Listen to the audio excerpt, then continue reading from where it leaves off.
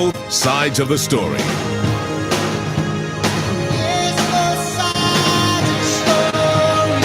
Both sides of the story, highlighting the positive role of the Jamaican diaspora.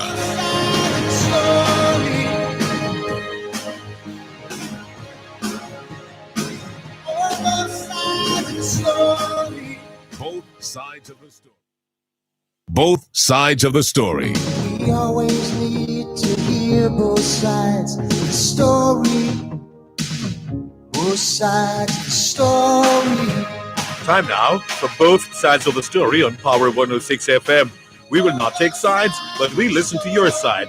Join us as we explore the issues, present the facts, speak with the experts, and as always, listen to both sides. What's your story? Tell us on Both Sides of the Story. 922-4112, 922-4113, 922-4114, and 922-4115. You can listen to Both Sides of the Story on the Gleaner's website, www.go-jamaica.com, on your mobile phones at tunein.com or nobex.com, or by dialing 832-551-5045 or 213-493-0133 in the USA. If you're in the UK, you can dial 020-3519-0145, and in Germany, 051-180-904044. Our email address is bothsides106@live.com, and you can join us on Facebook, follow us on Twitter, or link us up on Skype. We look forward to receiving your instant messages on MSN or Yahoo, and your text messages on 365-3346. Remember, we have 2 ears and 1 mouth, so we can listen twice as much as we speak. So stay with us as we listen to both sides of the story. Both sides of the story. Both sides of the story. Knowledge is power. Class is in session. Power 106. Who can find a virtuous woman? She is far more precious than jewels. The heart of her husband trusts in her, and he will have no lack of gain. She does him good and not harm all the days of her life. She seeks wool and flax and works with willing hands. She's like the ships of the merchant. She brings her food from afar. She rises while it is yet night and provides food for her household and portions for her maidens. She considers a field and buys it. With the fruit of her hands, she plants a vineyard. She dresses herself with strength and makes her arms strong. She perceives that her merchandise is profitable. Her lamp does not go out at night. She puts her hands to the distaff, and her hands hold the spindle. She opens her hand to the poor and reaches out her hands to the needy.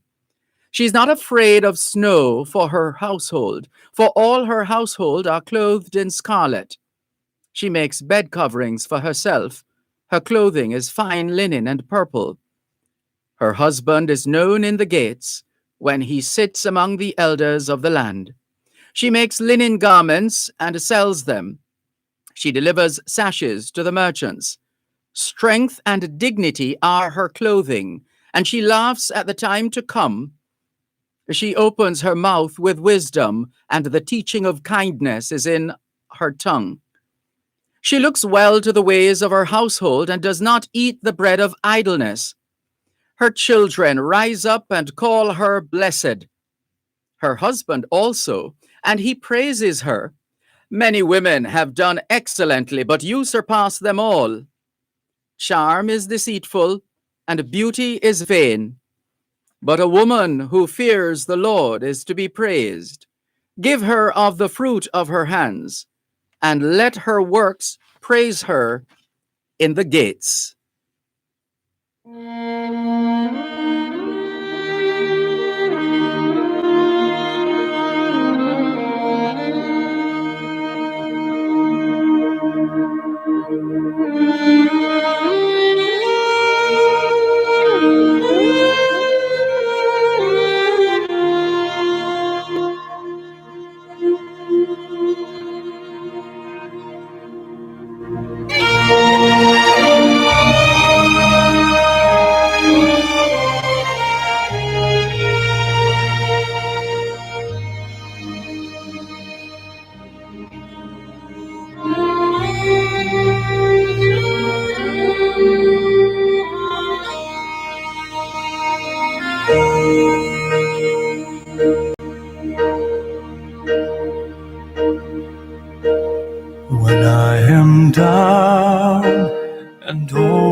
soul so weary.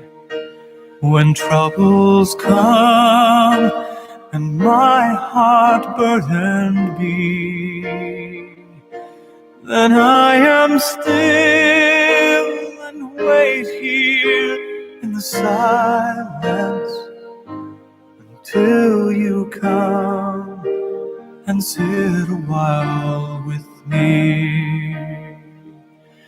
You raise me up so I can stand on mountains. You raise me up to walk on stormy seas. I am strong when I am on your shoulders. You raise me up to more than I can be.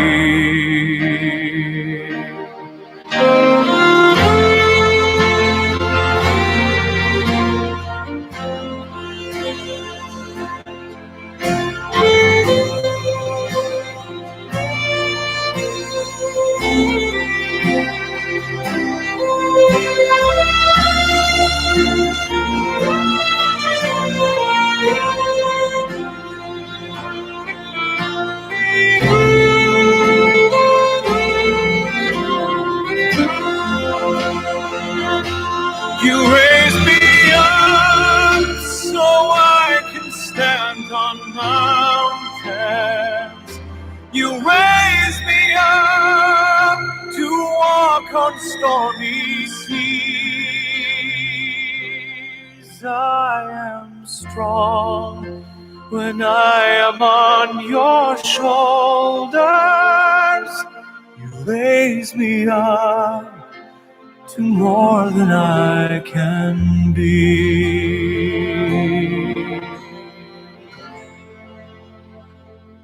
You raise me up so I can stand on mountains.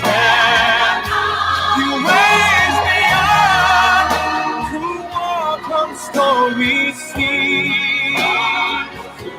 I am strong when I am on your shoulders. Raise me up to more than I can be. You raise me up so I can stand on mountains. You raise me up to walk on stormy seas. I am strong when I am on your shoulders. You raise me up to more than I can be.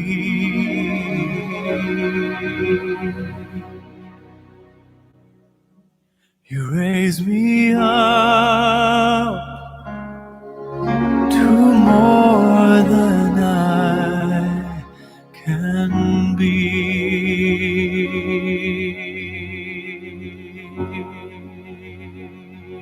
Knowledge is power. Class is in session. Power 106. Blessings on the hand of women. Angels guard its strength and grace.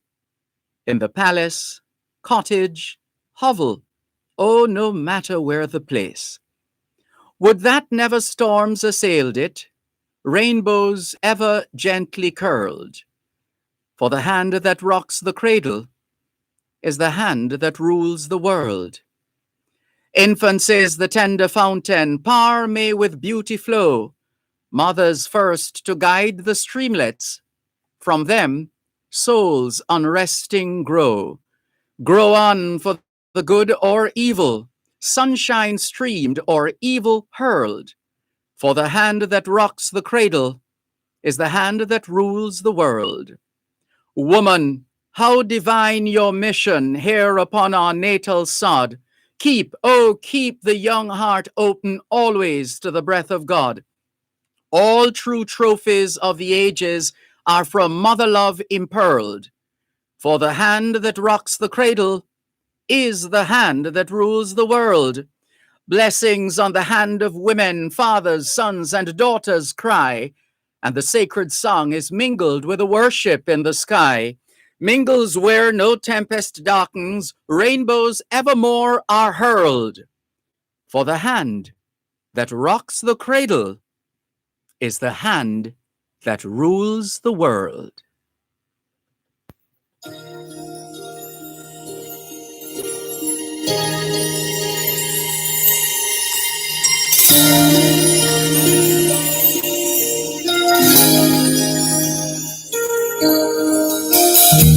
It must have been cold there in my shadow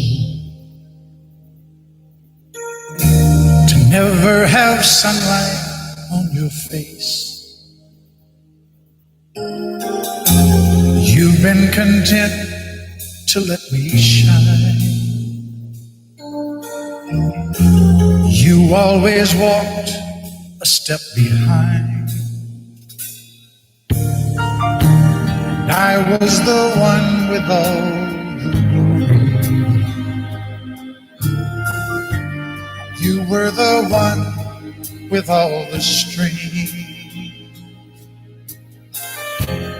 Only a face without a name. I never once heard you complain. Did you ever know that you're my hero? And everything I would like to be. I can fly higher than an eagle. 'Cause you are the wind beneath my wings.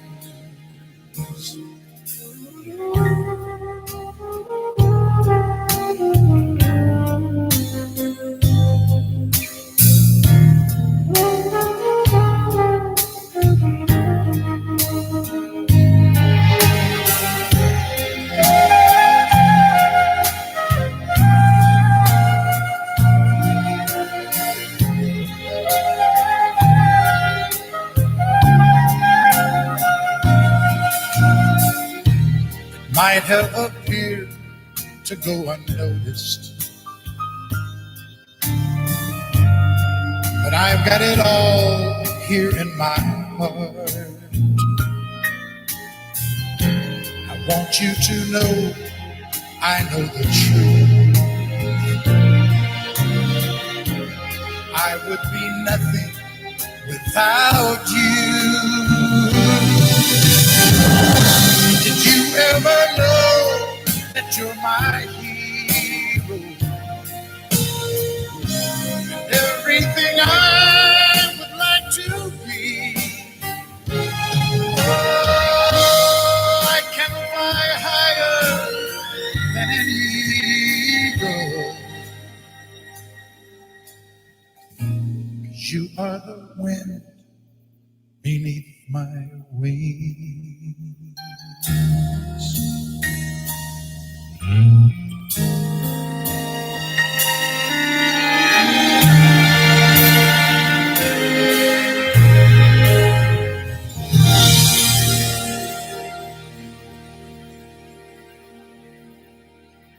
Knowledge is power. Class is in session. Power 106. You're listening to Power 106 FM. The time is now 2:15. COVID-19 is still here. Always wear your mask correctly while in public places, covering your nose and mouth at all times. Masks should never be worn over the head, under your chin, below your nose, or hanging from your ears. Recovery from COVID-19 can take up to 60 days or more. The mask or the ventilator? You choose. A message from the Ministry of Health and Wellness. I save because one day my little business is going to be a big deal. Yeah, and I make sure to put away a little something for my son. Better safe than sorry. And thanks to JDIC, deposit insurance protection on my savings gone up. You've been upgraded. Deposits held in commercial banks, building societies, and merchant banks are covered under the JDIC Deposit Insurance Scheme up to $1.2 million per depositor per institution. The JDIC is big protection for every little thing that matters to me. No, that's name real upgrade. JDIC, protecting deposits for you and me. Listen to the story of the Jamaican diaspora on Diaspora Check-In every Wednesday at 4:30 p.m. during both sides of the story with host Dervan Malcolm, the story of Jamaicans at home and abroad. That's Diaspora Check-In every Wednesday during both sides of the story, brought to you by GK Western Union. Receive money directly into your bank account today. The Gleaner Premium will excite your digital media experience. Satisfy your appetite for exclusive stories and special access to editors' fora, videos, podcasts, and much more. To subscribe, go to jamaica-gleaner.com/premium and select the e-Gleaner or website option. Welcome to your new digital experience, the Gleaner Premium. Free premium access to unlimited news and value-added offerings. Limited time offer ends soon. Knowledge is power. Class is in session. Power 106. She walks in beauty like the night of cloudless climes and starry skies, and all that's best of dark and bright meet in her aspect and her eyes, thus mellowed to that tender light which heaven to gaudy day denies. One shade the more, one ray the less, had half impaired the nameless grace, which waves in every raven tress, or softly lightens o'er her face, where thoughts serenely sweet express how pure, how dear their dwelling place. And on that cheek, and o'er that brow, so soft, so calm, yet eloquent, the smiles that win, the tints that glow, but tell of days in goodness spent, a mind at peace with all below, a heart whose love is innocent.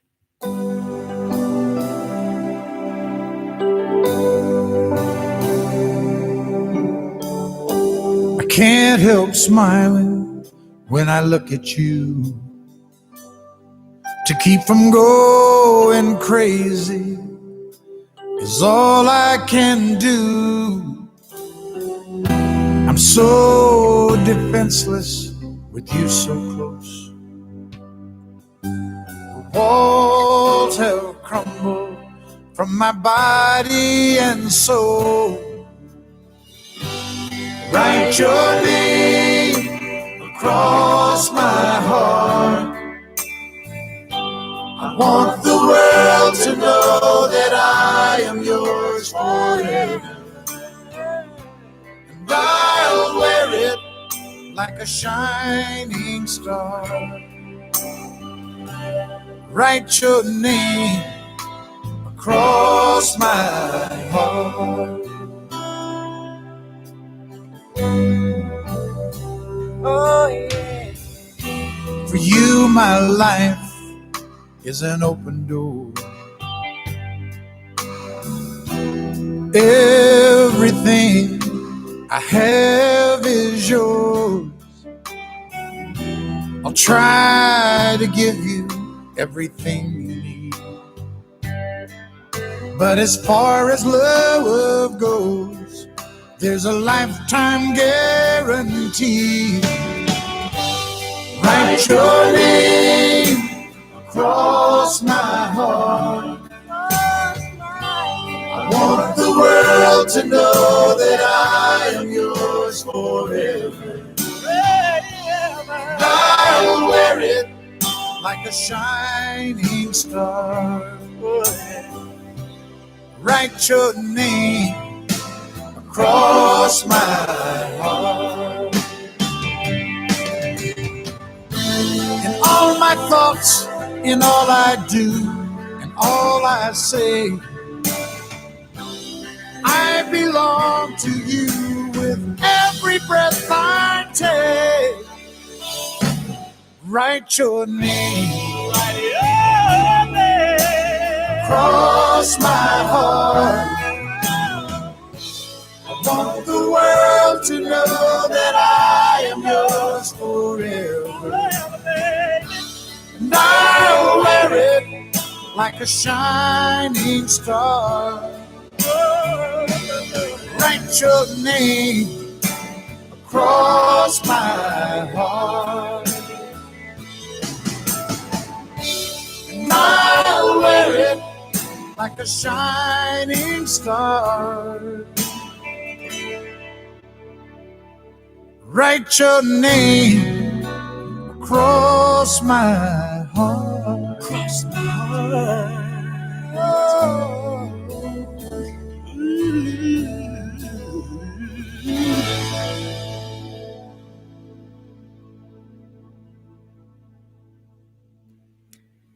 It's the 8th day of the 3rd month of 2021, the International Year of Peace and Trust, the International Year of Creative Economy for Sustainable Development, the International Year of Fruits and Vegetables, the International Year for the Elimination of Child Labor, and the International Year of Health and Care Workers.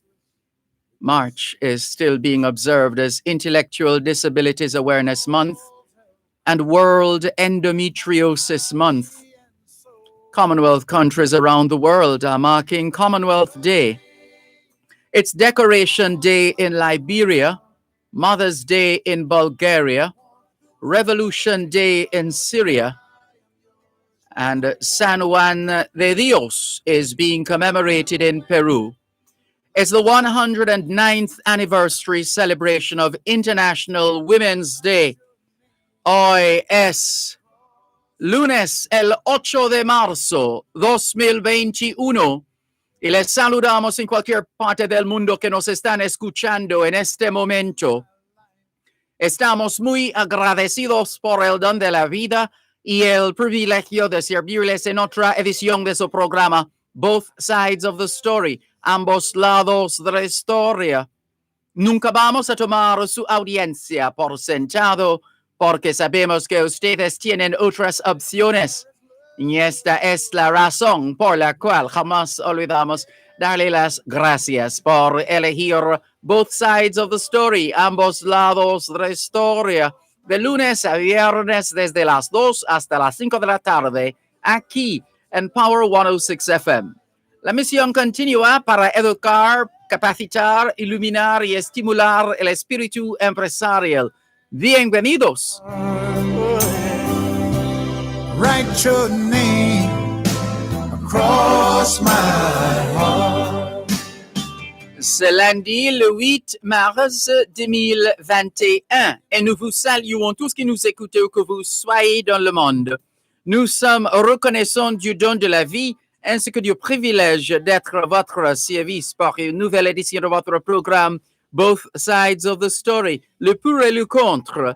Nous ne considérons pas votre fidélité comme l'un de soi parce que nous savons que vous avez l'embarras du choix.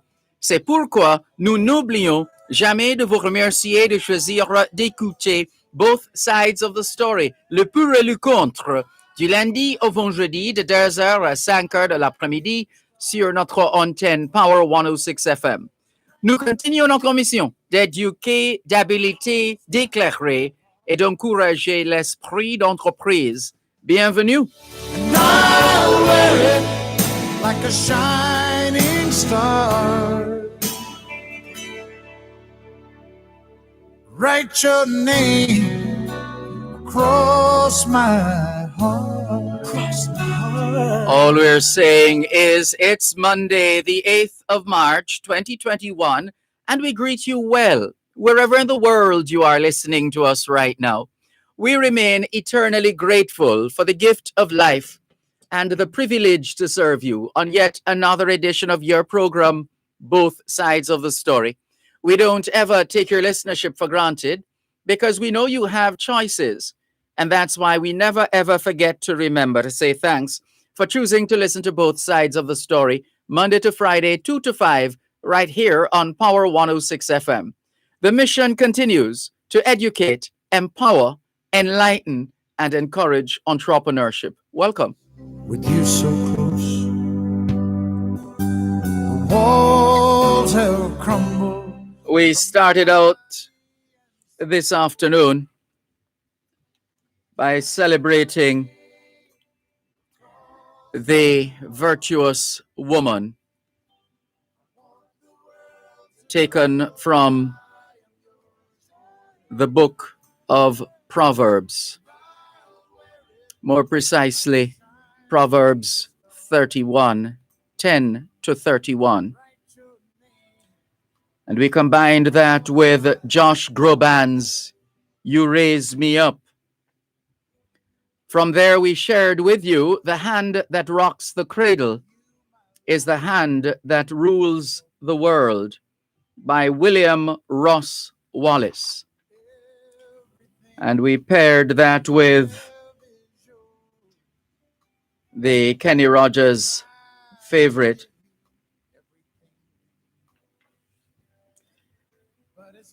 which, and yes, we're seeing the reactions online. So we paired the hand that rocks the cradle is the hand that rules the world with Kenny Rogers' version of that very, very special song.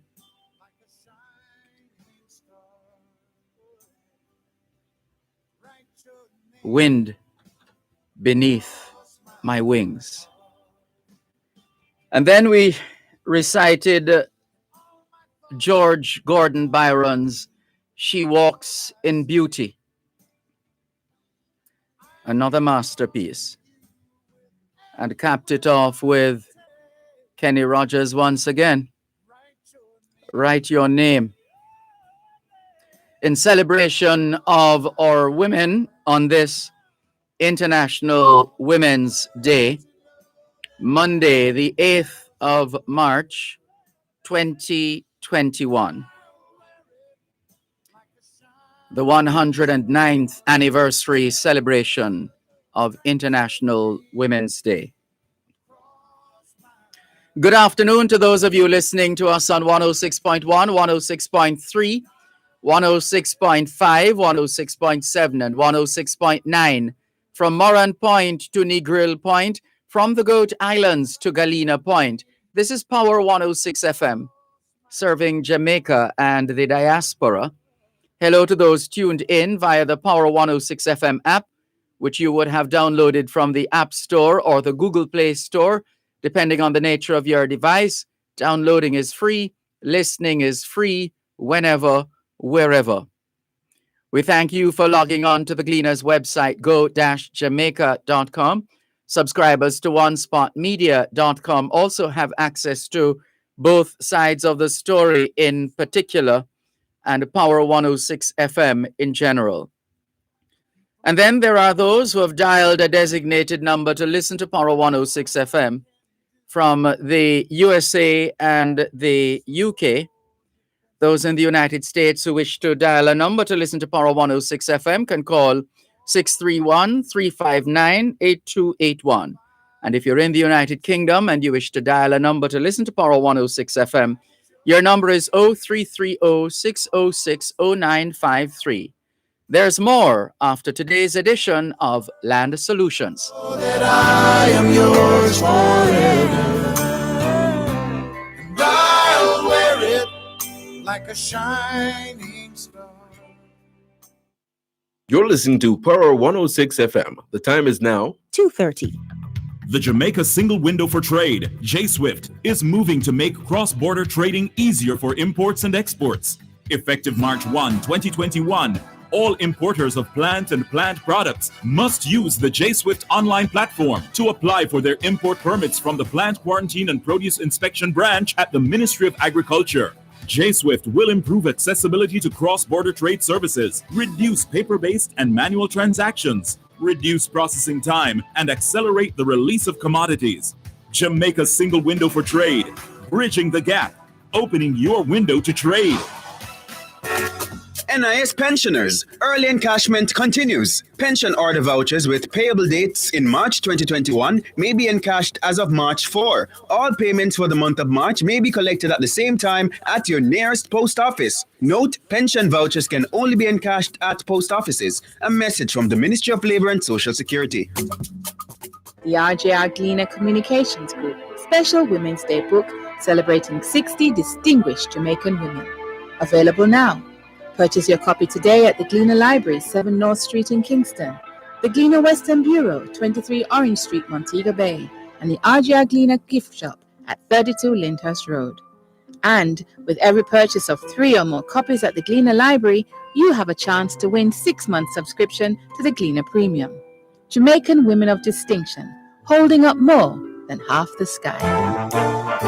Dear Pastor with Reverend Dr. Aaron Damas on Power 106 FM is now 1 hour, 10 p.m. to 11 p.m. Monday to Thursday. 1 hour of solid advice, great interaction, and a belly full of laughs. That's Dear Pastor, now 1 power-packed hour, 10 p.m. to 11 p.m. Monday to Thursday, here on Power 106 FM.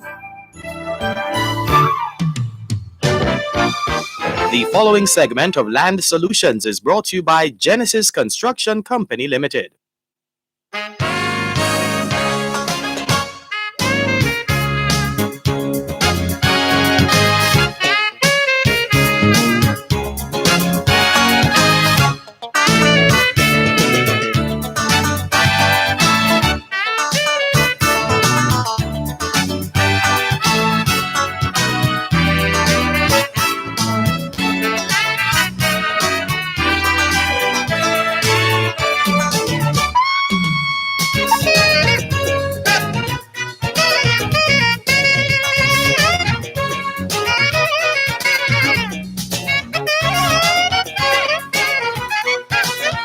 It is a Monday afternoon, International Women's Day, and at just after 2:30, that means time for Land Solutions. This is the program where all your land-related matters are dealt with. Anything at all to do with the sale or purchase of land, you've come to the right place. Here are the numbers to call: 876-922-4112, 876-922-4113, and 876-922-4114.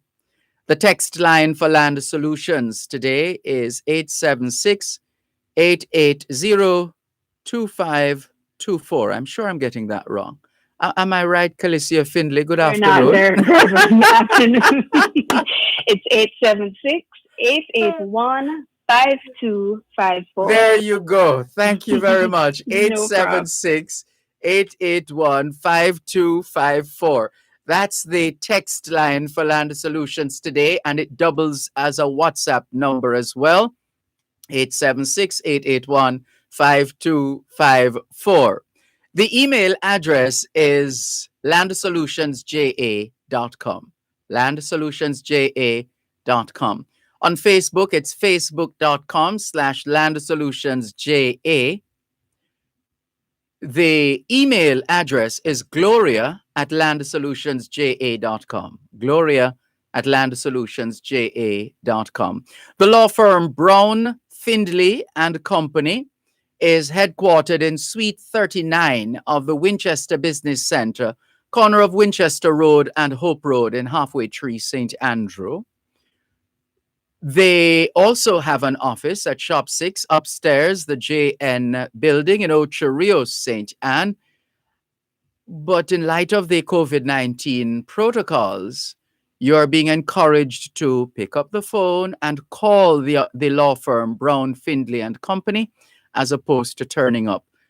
Call and you'll be advised accordingly. The numbers to call the law firm Brown, Findlay and Company: 876-908-1950 or 876-908-3518. In a moment, it will be time for your host on this International Women's Day, attorney at law, Calicia Findlay. Happy International Women's Day to you. Thank you, Dervan. Thank you. Good afternoon, listeners. Thanks as always for tuning in to another edition of Land Solutions. As Dervan just said, I'll be your host for today, Calicia Findlay. And let me just reiterate something Dervan said. As you know, things are quite serious in the country. Every day it seems like we're coming back with higher positive COVID test results. So let me just say again, please, we want to help everyone who comes into us. You know, we are here primarily to serve and to teach our listeners and our clients, but please call us before coming in. We have strict protocols in office. We don't want you to come in and then you have to be waiting in the waiting room with other clients. So we schedule each person strategically so you're not waiting with other people. So call us before coming in. Set a time. Sometimes, depending on what you need, we can have a consultation over the phone, via Zoom, via WhatsApp. There are options. So again, I can't stress it enough. Please call us before coming in. And again, the numbers to call us in office, 876-908-1950. And the number for the Ocherius office, 876-974-6083. And again, our text and WhatsApp line for today, I see the messages coming in already, 876-881-5254. And I'll just go straight into our messages. My grandmother died about 20 years ago. We just found out she had land in her name. How can we get title transferred to our name? So, grandmother died 20 years ago. We're just finding out about this. How can the family members get land or get title transferred in their names? And this is a good place to start off, especially considering everything that is happening in our country. I cannot stress this enough. Just because someone is related to you doesn't mean you are automatically entitled to benefit from their estate. The first thing that jumps out at me with this question is grandma died about 20 years ago. Do you even know what's happening on the land? Is someone living there? Is someone farming it? Has someone been taking care of it for all these years? And if you're a regular listener to us, you will know that the law says if someone can show that they have been on property undisturbed for 12 years, they are entitled to make an application for title. So even in this case, even if grandma died 20 years ago, but let's say grandma willed it, to her son, Johnny, 20 years ago when she died.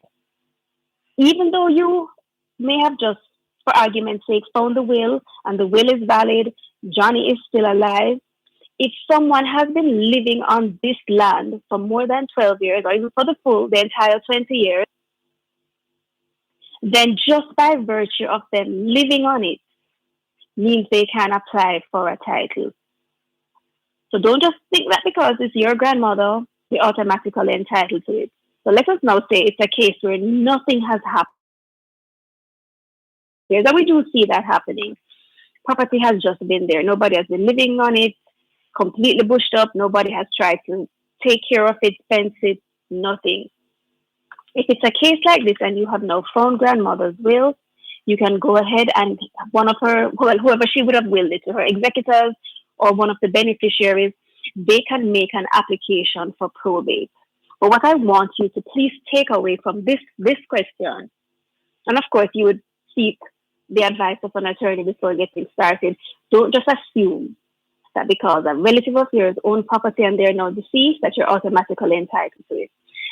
That causes a lot of problems, causes a lot of confusion, or sometimes it can lead to crime.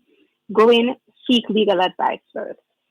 Again, our text and WhatsApp line, 876-881-5254. I bought a house with a mortgage with my ex-wife. She has lived overseas for many years. I've paid off the mortgage all by myself, but the bank won't release the title to me because they need her to consent. I haven't been in touch with her for several years and don't know how to get in touch with her. What can I do? The bank is correct, and that is going to be their position because there are two names on the title, As far as the bank is concerned, you and your ex-wife are the owners because both names are on the title. So they're not going to release the title to you. And it doesn't matter if you are the one who has been paying the mortgage all these years and you're now the one who has paid it off. And in the same vein, they wouldn't release it solely to your ex-wife. So you're not in touch with her. Doesn't seem like you are able to get in touch with her. If you can, I'm going to assume that you have tried.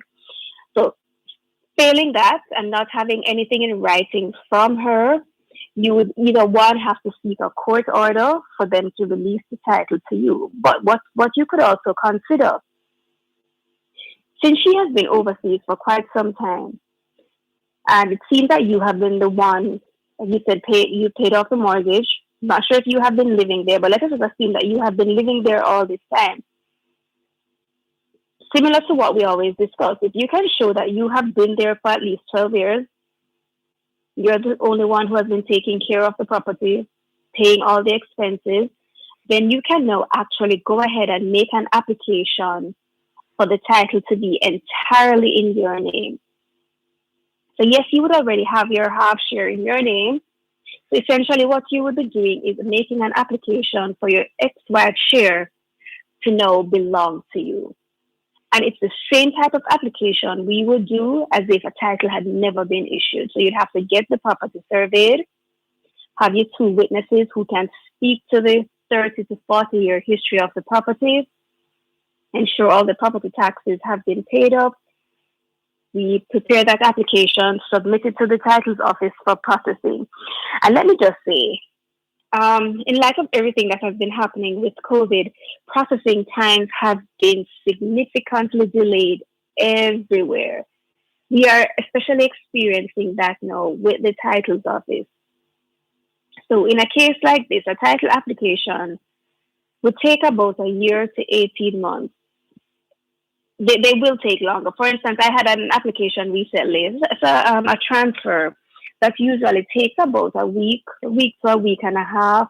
It took almost 4 weeks. So bear with us, please.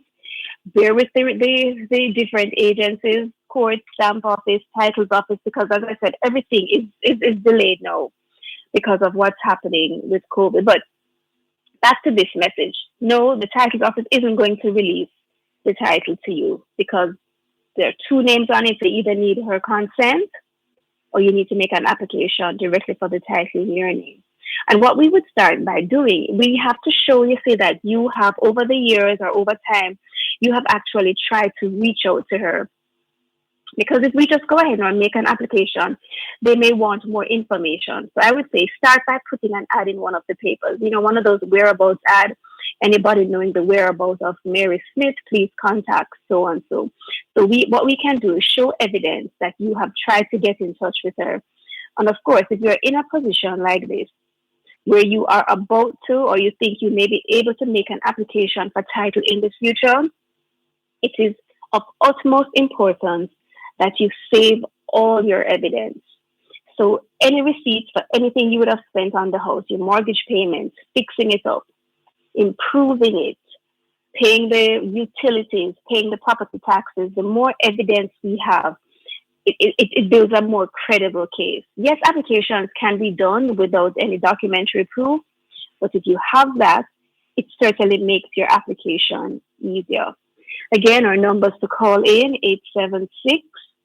876-922-4112-5, or text and WhatsApp line, 876-881-5254. You may email us, gloria@landsolutionsja.com. This is Land Solutions.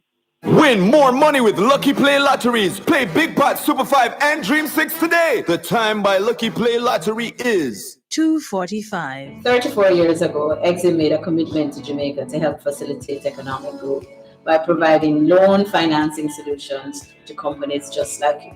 They say that necessity is the mother of invention.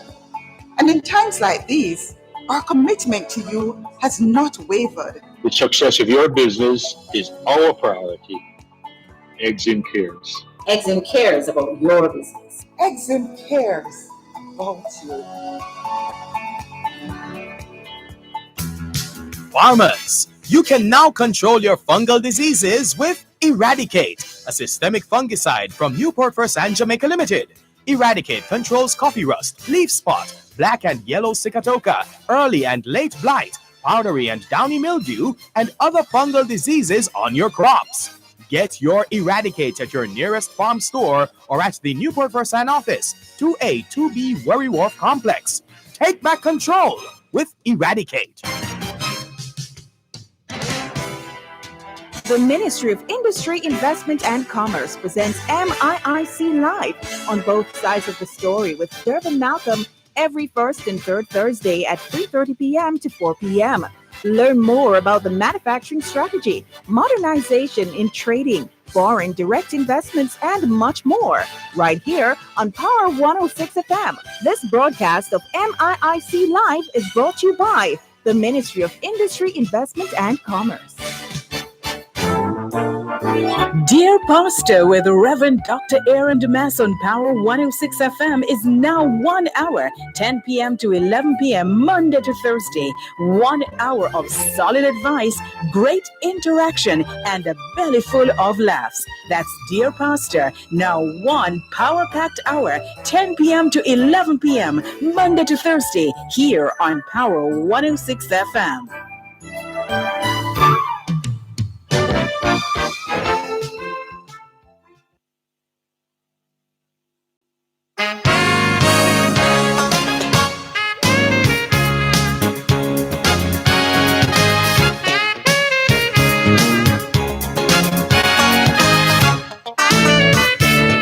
It's a Monday afternoon, and just after 3:30, well after 2:30 right now, well after 2:30, and that means a time for Land Solutions, the program where all your land-related matters are dealt with.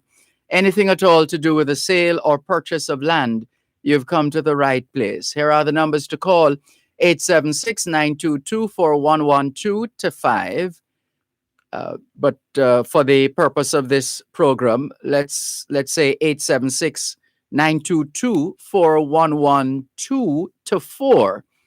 The text line is the same as the WhatsApp number for Land Solutions, 876-881-5254. 876-881-5254. The website is landsolutionsja.com. On Facebook, it's facebook.com/landsolutionsja. The law firm Brown, Findlay and Company is headquartered in Suite 39 of the Winchester Business Center, corner of Winchester Road and Hope Road in Halfway Tree, St. Andrew. They also have an office at the JN Building in Ocho Rios, St. Anne, Shop 6 to be precise. That's upstairs. They encourage you to call ahead instead of turning up, and you'll be advised accordingly, considering the state of affairs with respect to COVID-19. The numbers to call: 876-908-1950 or 876-908-3518. 876-908-1950 or 876-908-3518. Once again, here's attorney at law, Calicia Findlay. Thank you, Dervan. Continuing with our WhatsApp messages. Good day. Please advise me if this is correct. I want to purchase a parcel of land. The owner gave me a figure. I am sorry. This is what happens when we're relying on technology. I want to purchase a parcel of land. The owner gave me a figure. I told her that it does not value that amount. She said I must do a valuation at my expense. Isn't the owner who is selling the property to do the valuation? Please advise me if this is my responsibility or not. Actually, no. There is really no set rule as to who is to do the valuation, whether it's supposed to be the purchaser or the vendor.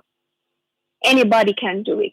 But the practice, so I would say 9 out of 10 times, it is the purchaser who usually does the valuation report. And if you are getting a mortgage, it's the purchaser who must obtain the valuation report, because the mortgage company will want to see a valuation report, obviously, to show how much the property is valued at.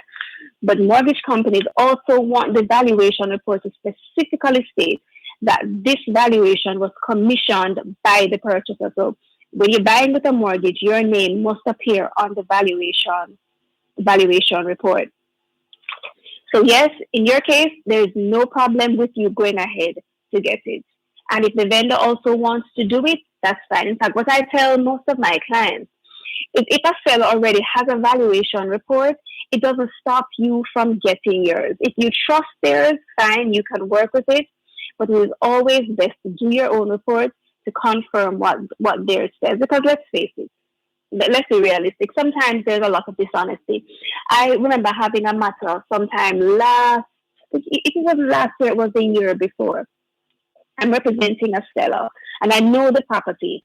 The purchaser got a valuation report and the valuation report came out at a particular sum. And I said, no, there's no way this could be correct. Let us go ahead and do ours. And I kid you not, the valuation report done by us through a reputable company came out at $10 million more. So imagine that disparity. Imagine if the vendor had sold that property, went off with the purchaser's valuation report, sold it for that amount, they would have automatically lost $10 million. So be wise, you can do your own report. This person also wants to know what are the other documents that they should get when purchasing property. You know, you can get your valuation report. If it's going to be a cash purchase, it is not mandatory for you to get a valuation report, but I can't see how you would want to be purchasing property and not have an idea of the current market value. So what you could do if it's a cash purchase, you could do a valuation letter. That's a much cheaper option. You also need to get a surveyor's identification report, whether you're purchasing all cash or by mortgage. This is especially important because this tells you whether the property boundaries are correct. If you're purchasing a house and it is, I think, over 30 or 40 years old, then you have to get a structural engineer's report. And also if the property is in need of significant repairs, you have to get a structural engineer report to ensure that the property is in a good state of worthiness. Continuing with our messages, how does one go about adding an additional person to a title? Of course, you would first seek legal advice because there are serious ramifications to adding someone to your title. Once you add someone to your title, they become a co-owner with you. So it doesn't matter if your name went on first 30 years ago. It doesn't matter if you are the one who paid all the money for the property. It doesn't matter if this person is your child. Once you add someone to your title, they become an owner with you. So you have to come into us first so we can go into more detail with you concerning the ramifications. So let's say we do that and you have decided that you're going to be adding someone to your title. What we would do is a transfer of interest. You know, that sometimes confuses persons, but we would essentially be transferring from John to John and Mary. The process itself, usually, I say usually because pre-COVID, it would take about 3 to 4 months. Now it could take a little longer, but that is what's done, a transfer. Documents are prepared and signed, submitted to the stamp office for assessment. We pay transfer tax, which is 2% of the interest. That is processed, duties are paid, and then it is submitted to the titles office to have the name added to the title. And just some pointers for consideration. If you're adding someone to your title, you need to consider whether you want to be joint tenants or tenants in common, whether you want to keep a life interest and then it goes over to them after they die. So those are points to consider. But once you're adding someone to your title, we would do a transfer. Someone wants to know where they can find a nice piece of farmland with a river. There are several real estate companies and they all have websites. You can visit their website, contact an agent, and they will help you with your specific criteria to try to find what you need. And let me just clarify too, a lot of clients or a lot of prospective purchasers believe that as the attorneys, we are the ones who find the properties for you. We do not. You come to us after you have found the property, or we can put you in touch with an agent who will help you to find the appropriate property. Our job is to represent your interests when you are purchasing property and to negotiate the terms of your sale. It is the real estate agent who actually finds the property for you. And remember, in Jamaica, the purchaser does not pay the real estate agent. It is the seller who pays the agent a commission when the sale is finished. For those of you who may want to call us in office, again, the office numbers are 876-908-1950 and 876-908-3518, or email gloria@landsolutionsja.com. You may also send us a message on Facebook. That's facebook.com/landsolutions. Continuing with our messages, I recently found out my grandfather's executor's name is now on the property tax records for his land. This doesn't seem right to me. There may actually be nothing wrong with it, because remember, an executor steps into the shoes of the deceased person. So anything the owner on title could have done with the property, the executor is now entitled to do this. And what happens once the executor applies for and receives probate in his or her name, the property tax records, the tax roll is automatically updated with the executor's name.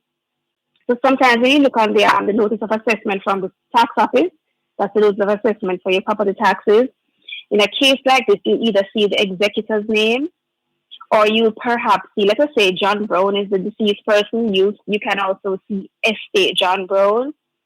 If the executor is Donald Smith, then it could say Donald Smith on behalf of.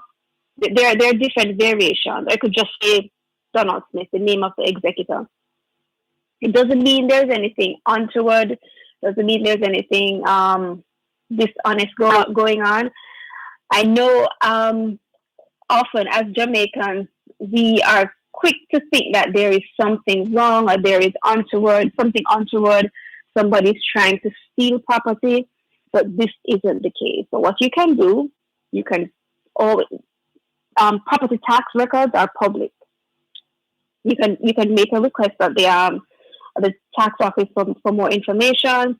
You can have an attorney write to find out what's happening, or you can simply go to the executor himself to find out what is happening, if you are a beneficiary, I should say. Because remember, the executor works for the estate. The executor works for the beneficiaries. So the executor should be keeping you up to date with everything that is happening. And this is something that we have discussed previously.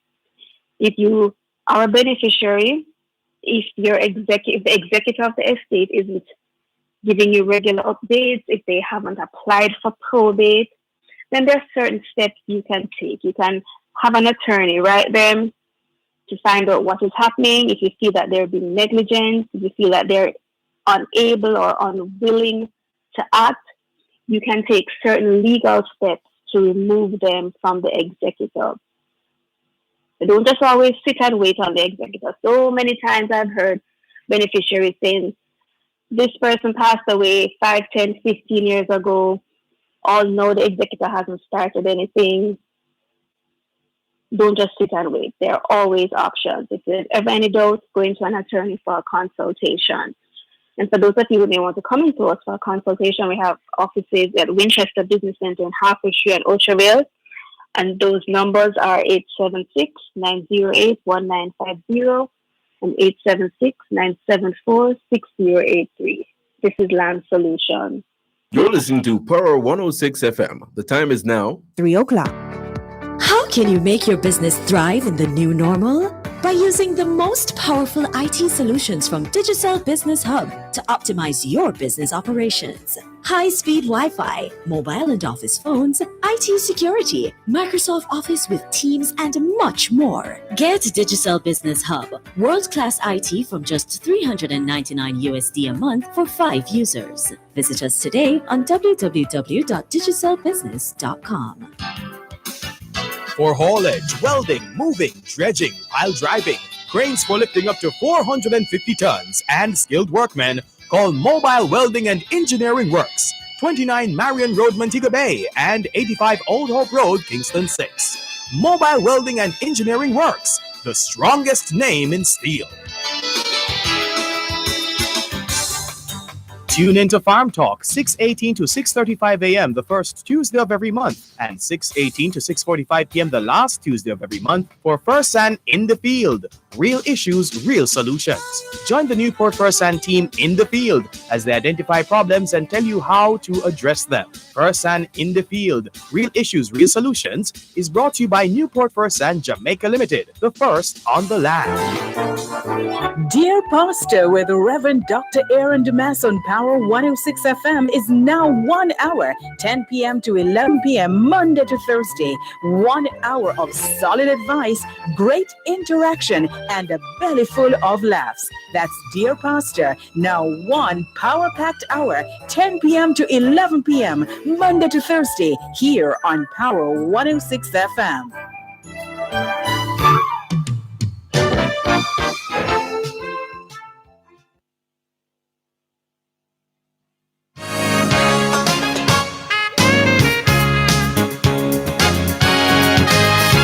You're listening to Land Solutions during both sides of the story here on Power 106 FM. Land Solutions, the program where all your land-related matters are dealt with.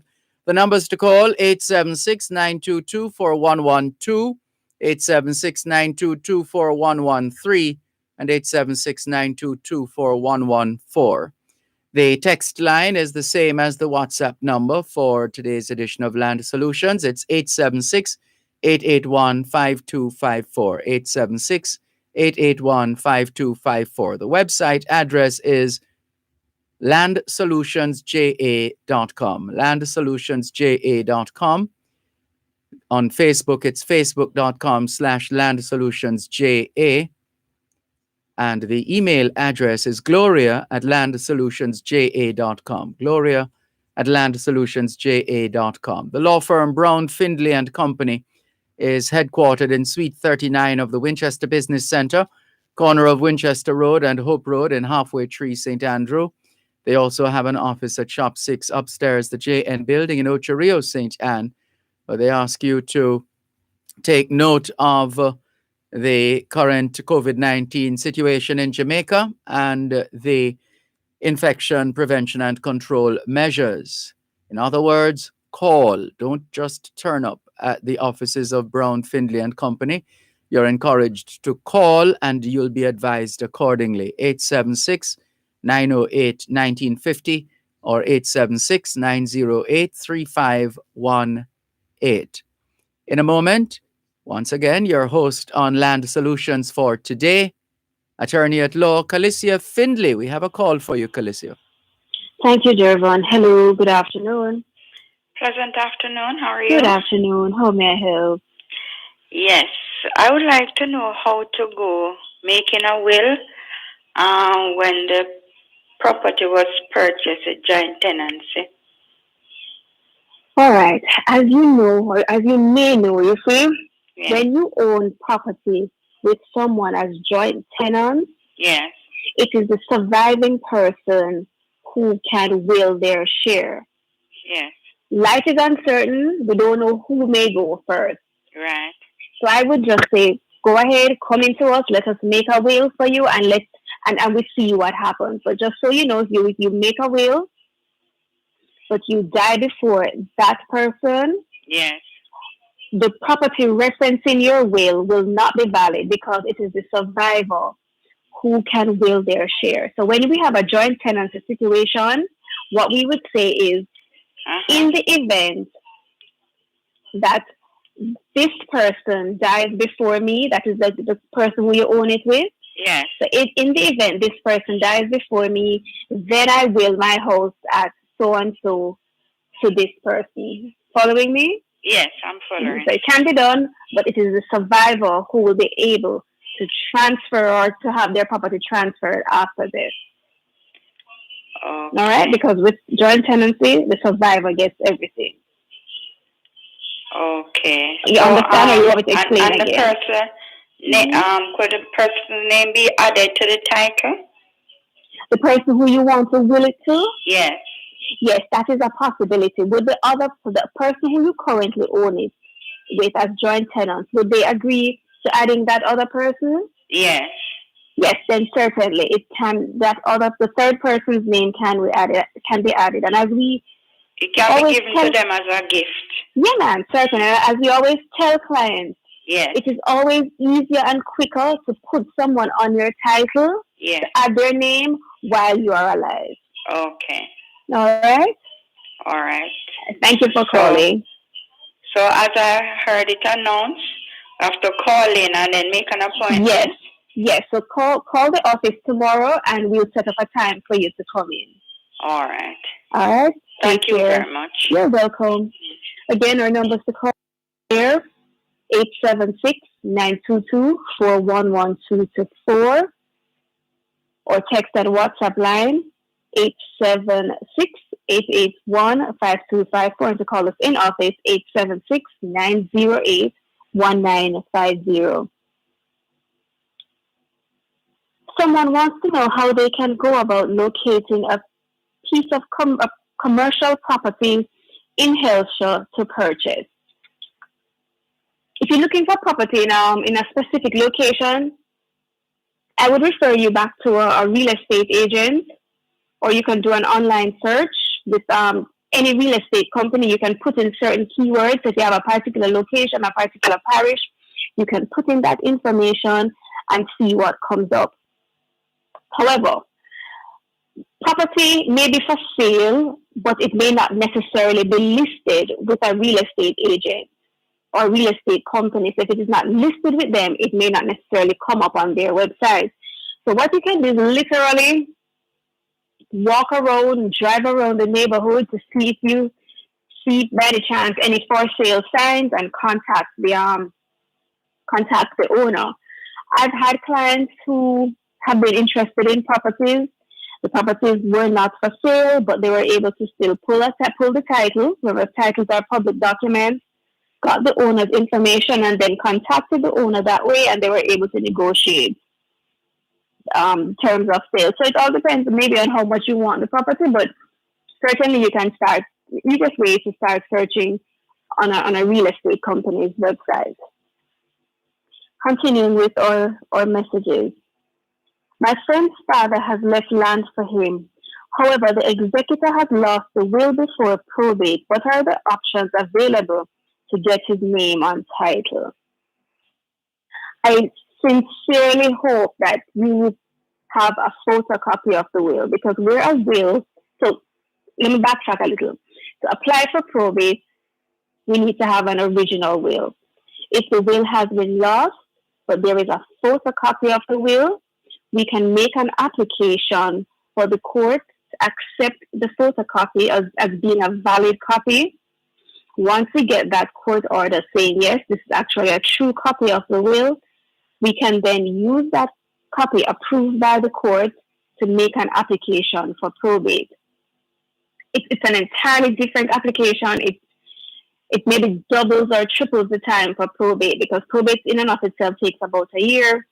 The application to prove copy will could take a year to 2 years. So when I am doing wills for clients, I do them in batches of 3. So 3 wills are executed. I keep one, client gets 2 wills, they can keep one, or they can give the other one to the executor or someone they trust. So it's always of absolute importance to ensure that you have multiple copies of your will. If you absolutely cannot find a copy of the will, perhaps we'd have to file an action in court to recreate the will by giving oral evidence. If that's not possible, perhaps if the person died a long time ago, if someone has been occupying the property for at least 12 years, perhaps we could make an application, a direct application for title. But give me a call tomorrow in office. Let me get some more information from you so we can discuss this further. But all isn't lost. But for those of you listening, if you only have one copy of your will, stop what you're doing right now. Go and get that will photocopy because you can never tell what may happen. Continuing with our messaging, and I'm trying my best to get to them. I've had quite a few of them coming in. How does a tenant get light and water in their name? I think this is a two-part question. Where can you buy a lease agreement? All right. When you rent property to a tenant, you can have an attorney do up letters of possession for you, saying that the tenant is now the occupant of the property, so they're entitled to take out electricity or water in their name, and they can take those letters to the utility companies to get contracts in their name. Sometimes too, I know the utility companies may accept a stamped copy of the lease agreement, so that can also be done. Where can you buy a lease agreement? I don't know that you can buy a lease agreement anywhere. You would have to come into us or any other attorney to prepare a lease agreement for you. Yes, you can buy a notice to quit form or a will form in any bookstore or pharmacy. Don't recall ever seeing a lease agreement for sale.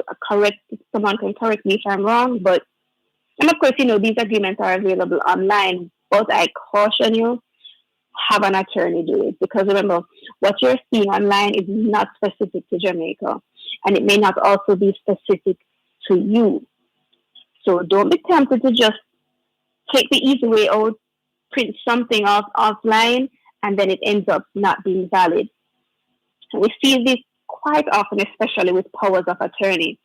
Clients overseas have their powers of attorney drafted. The powers of attorney are perfectly acceptable and legal in the overseas country in which they were prepared, but once it gets to Jamaica, it's not valid, because powers of attorney, particularly those having to do with land, they have to have certain wording with reference to the Registration of Titles Act.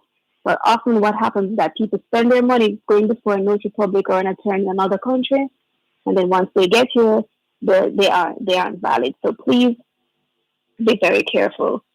Someone wants to know, can you sell your property if you can't find the title?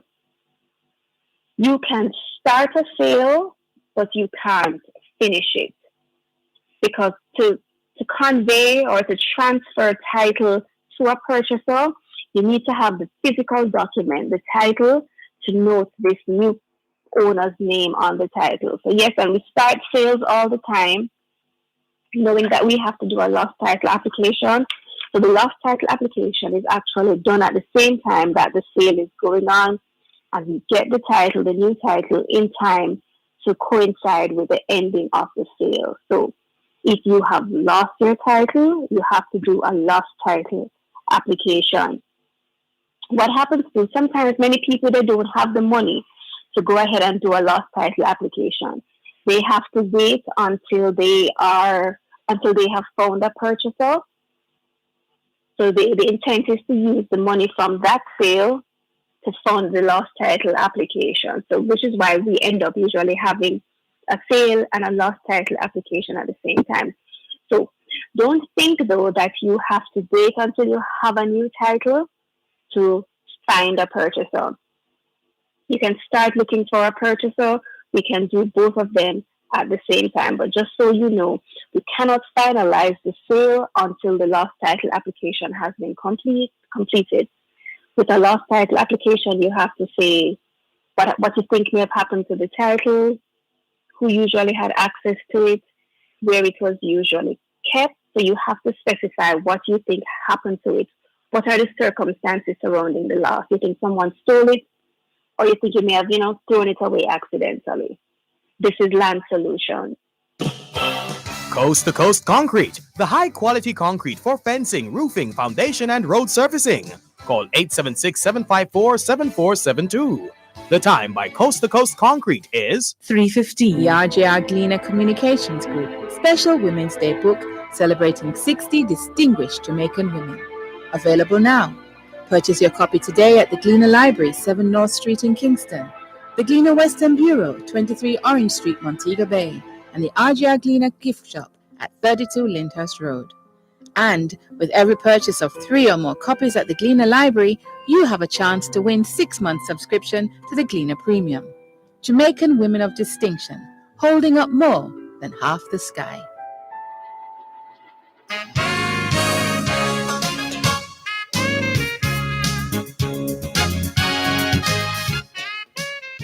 It's the final segment of Land Solutions for today, International Women's Day. You still have a little time to get in those calls before today's edition ends.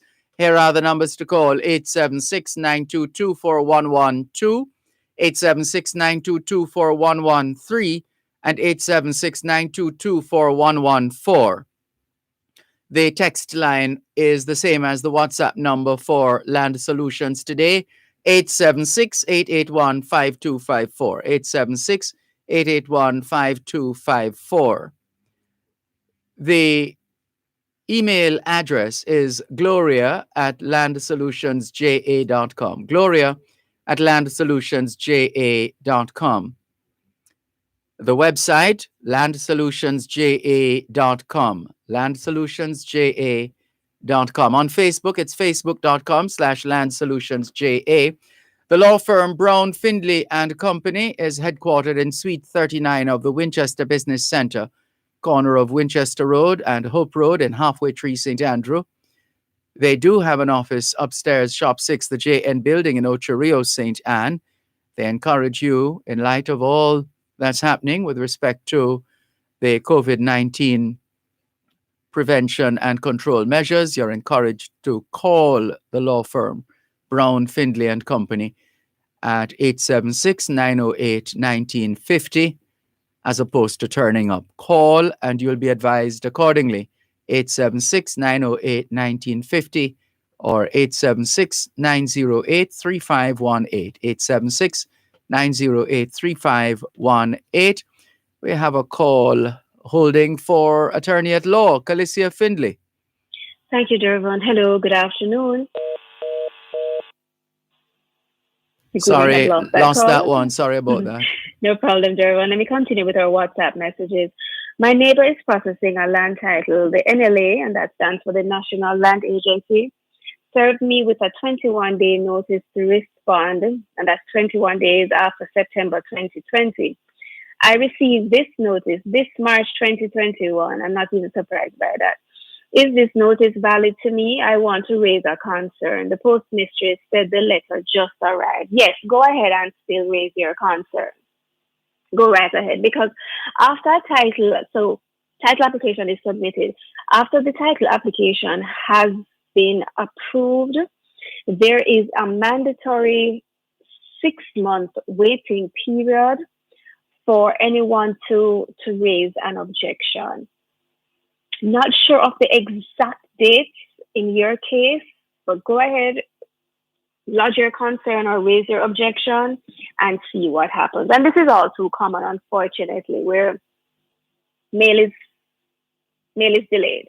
And I'll just leave it at that. But go ahead and raise your concerns. Someone wants to know, what does equal share absolutely mean? And this is from our email. I remember email address is gloria@landsolutionsja.com. I suspect this person is referring to a gift in a will, because this is something we see often in wills, where John will will his property to Mary and Stephen in equal shares. Absolutely. So the equal shares, we understand. Each person is to get an equal amount. Absolutely means they are to be the owners outright of the property. So there are no conditions, there are no strings attached. So it's not like the testator is saying, I will my house in equal shares to John and Mary if they do this, or on condition that this happens. He's just giving it to them outright. Outright, so absolutely could be another word for outright. And in fact, you don't even need to say absolutely. You could just say, I give my house to John and Mary in equal shares. Let me just clarify something, though.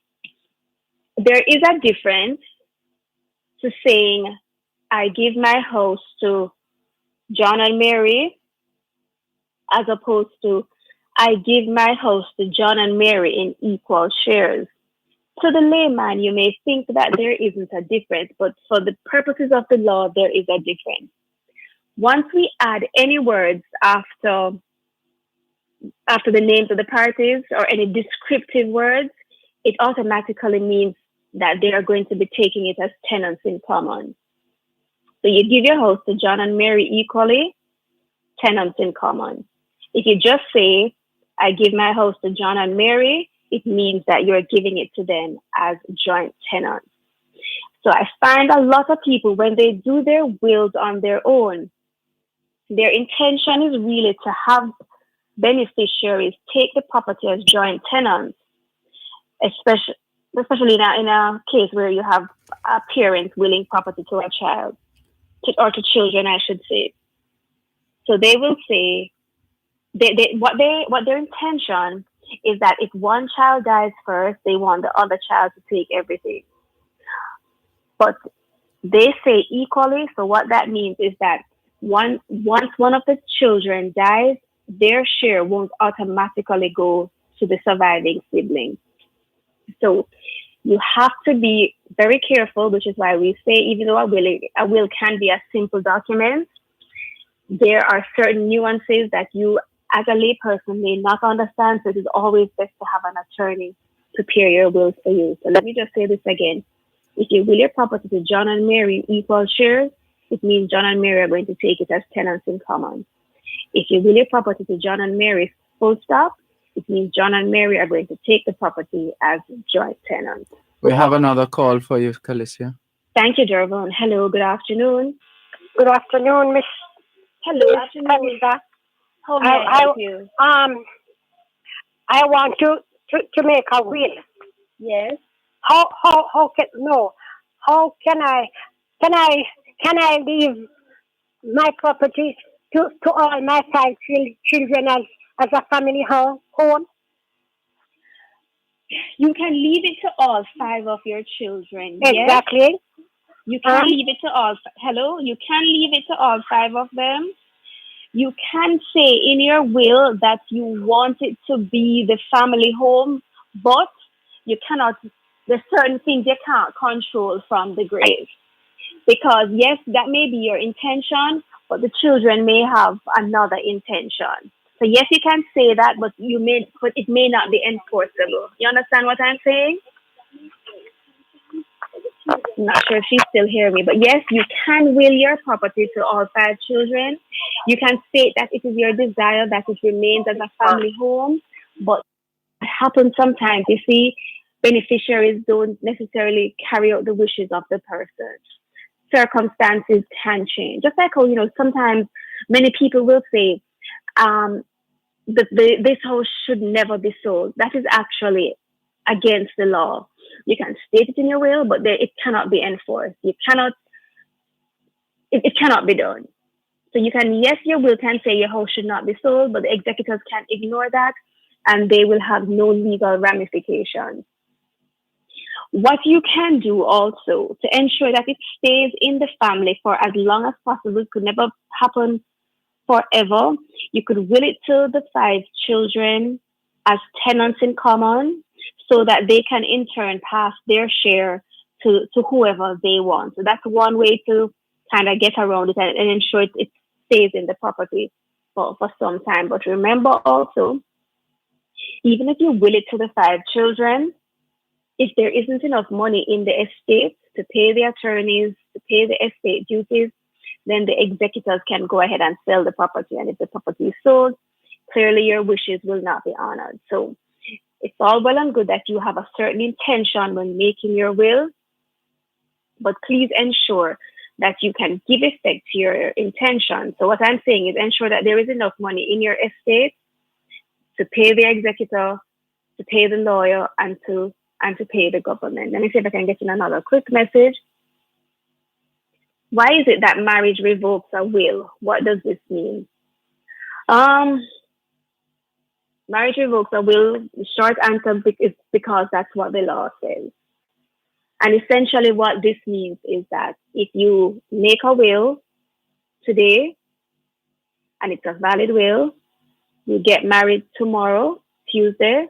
As soon as you get married, it means you no longer have a will. Marriage cancels a will. It makes it null and void. So you have a will on Monday, you get married on Tuesday, you need to make another will as soon as possible after you are married. So again, it means marriage cancels out a will.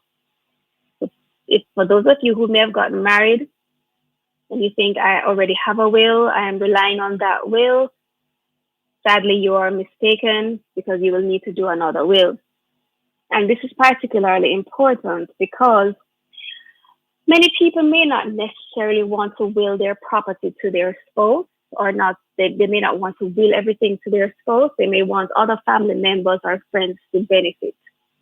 If you have your will your property to your brother, you get married, that will, giving everything to your brother is now invalid.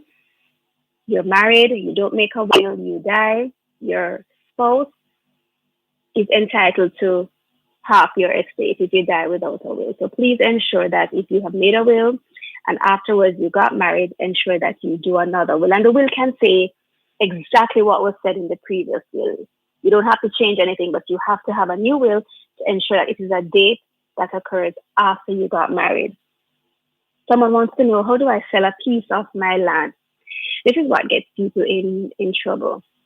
To sell a piece of land means that you have to get subdivision. Subdivision is the official process of cutting up land in different lots and getting a title for each lot. Getting a diagram for different lots isn't subdivision. Yes, when we are making the application for subdivision, you have to have a diagram showing each lot. That is a given. But that is what you actually use to make the application to the parish council to apply for subdivision. And the parish council, the subdivision application at the parish council can take about 2 years. Once you get the subdivision approval from the parish council, and it is the surveyor who usually makes the application on your behalf, once you get the subdivision approval from the parish council, you then come to us, the attorneys, to apply for the individual titles for your lot. Only when you have the individual titles for those separate lots, we refer to them as splinter titles, can you go ahead and sell the lot. So a lot of people believe that once they have the diagram, and because their name appears on the diagram, they think that means that the land or the lot has been officially cut off. Some people even believe that a diagram, and I'm referring to a survey diagram that you get from a surveyor. Some people actually also believe that the survey diagram is a title. It is not a title. Yes, if you're applying for a title or you're applying for subdivision, yes, you need a diagram to form part of that application, but a survey diagram is not a title. Don't think that you can just get your survey diagram and rely solely on it and say, yes, I am finished, I have my title. It is not. So please be careful. So how do you sell a piece of your land? You apply for subdivision first, and then you apply for separate titles. So please be very careful. Seek legal advice before you enter into any arrangement to sell any section of any of your properties. Thanks as always for tuning in to another edition of Land Solutions. You may keep your messages coming. I've been your host for today, Califia Findlay. Take care.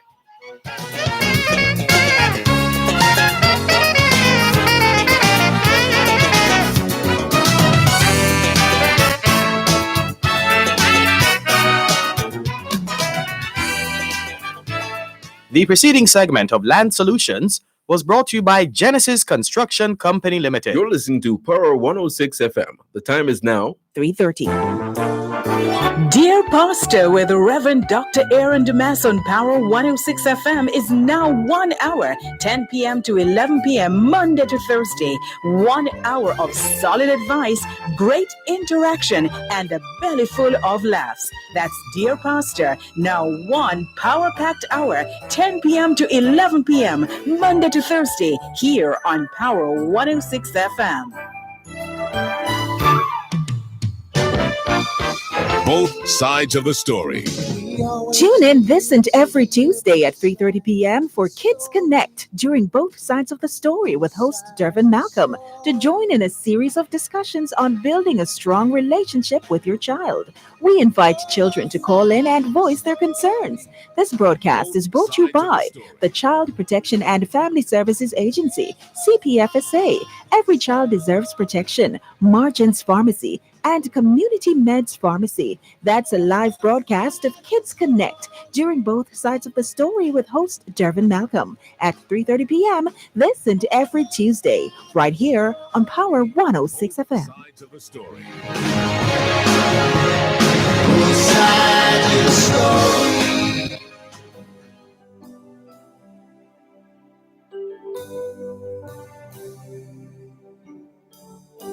I can't help smiling when I look at you. To keep from going crazy is all I can do. I'm so defenseless with you so close. Walls have crumbled from my body and soul. Write your name across my heart. I want the world to know that I am yours forever. And I'll wear it like a shining star. Write your name across my heart. We continue to celebrate the work of the women of the world on this International Women's Day, which was celebrated for the first time on this day in 1911, which would make this year the 110th observance of International Women's Day. And in fact, on this very day, some notable developments. For example, Gladys Longbridge was born at Parson Reed, now Reed's Mountain, a tiny village near Ashton in Westmoreland, the daughter of Frank Longbridge, a farmer, and Rebecca Miss Beck Blackwood. Gladys Longbridge eventually became Lady Bustamante. She was born on this day in 1912. On this day in 1939, teacher and social worker and founder principal of the Morris Knibb Preparatory School in St. Andrew, Mary Morris Knibb, created history when she became the first woman to be elected to any of the island's representative political bodies at a by-election for a seat in the Kingston and St. Andrew Corporation. The vacancy was created by the recent election of former councillor Ethelred Erasmus Adolphus Campbell as member of the Legislative Council for Kingston. Mary Morris Knibb received 1,231 votes, defeating by more than 100% auctioneer James C. Chisholm, who received 544 votes, and merchant Cyril Campbell, who mustered 93 votes. Her victory was the result of the untiring work of women such as May Farquharson, Amy Bailey, and the Federation of Citizens Associations. The victorious candidate's supporters performed funeral rites for Campbell, and the driver and attendants of an ambulance, which were sent for the enthusiastic women at the Collegiate Hall, when counting ended, were told, "Chisholm is ill, very ill, take him away." 1945, the first 4 female justices of the peace in St. Anne were appointed on this day in 1945. They were Gladys Anderson Cox of Brownstown, Iris Simpson of Claremont, Marjorie Lyon of St. Anne's Bay, and Hannah Little of Ocho St. Anne. The first sports awards are presented by the Machado Tobacco Company on this day in 1962.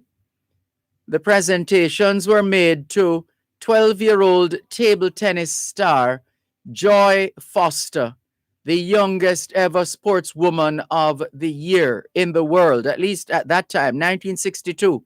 Can you imagine at age 12 being declared sportswoman? She wasn't even a woman yet. But at age 12, table tennis star Joy Foster became Sportswoman of the Year for Jamaica, and a 26-year-old boxing champion Bonnie Grant was named Sportsman of the Year. Lucille Mayer, a Jamaican, became the first woman to be appointed Under Secretary General of the United Nations. Lucille Mayer, a Jamaican, became the first woman to be appointed Under Secretary General of the United Nations on this day in 1982. Now to some other outstanding Jamaican women.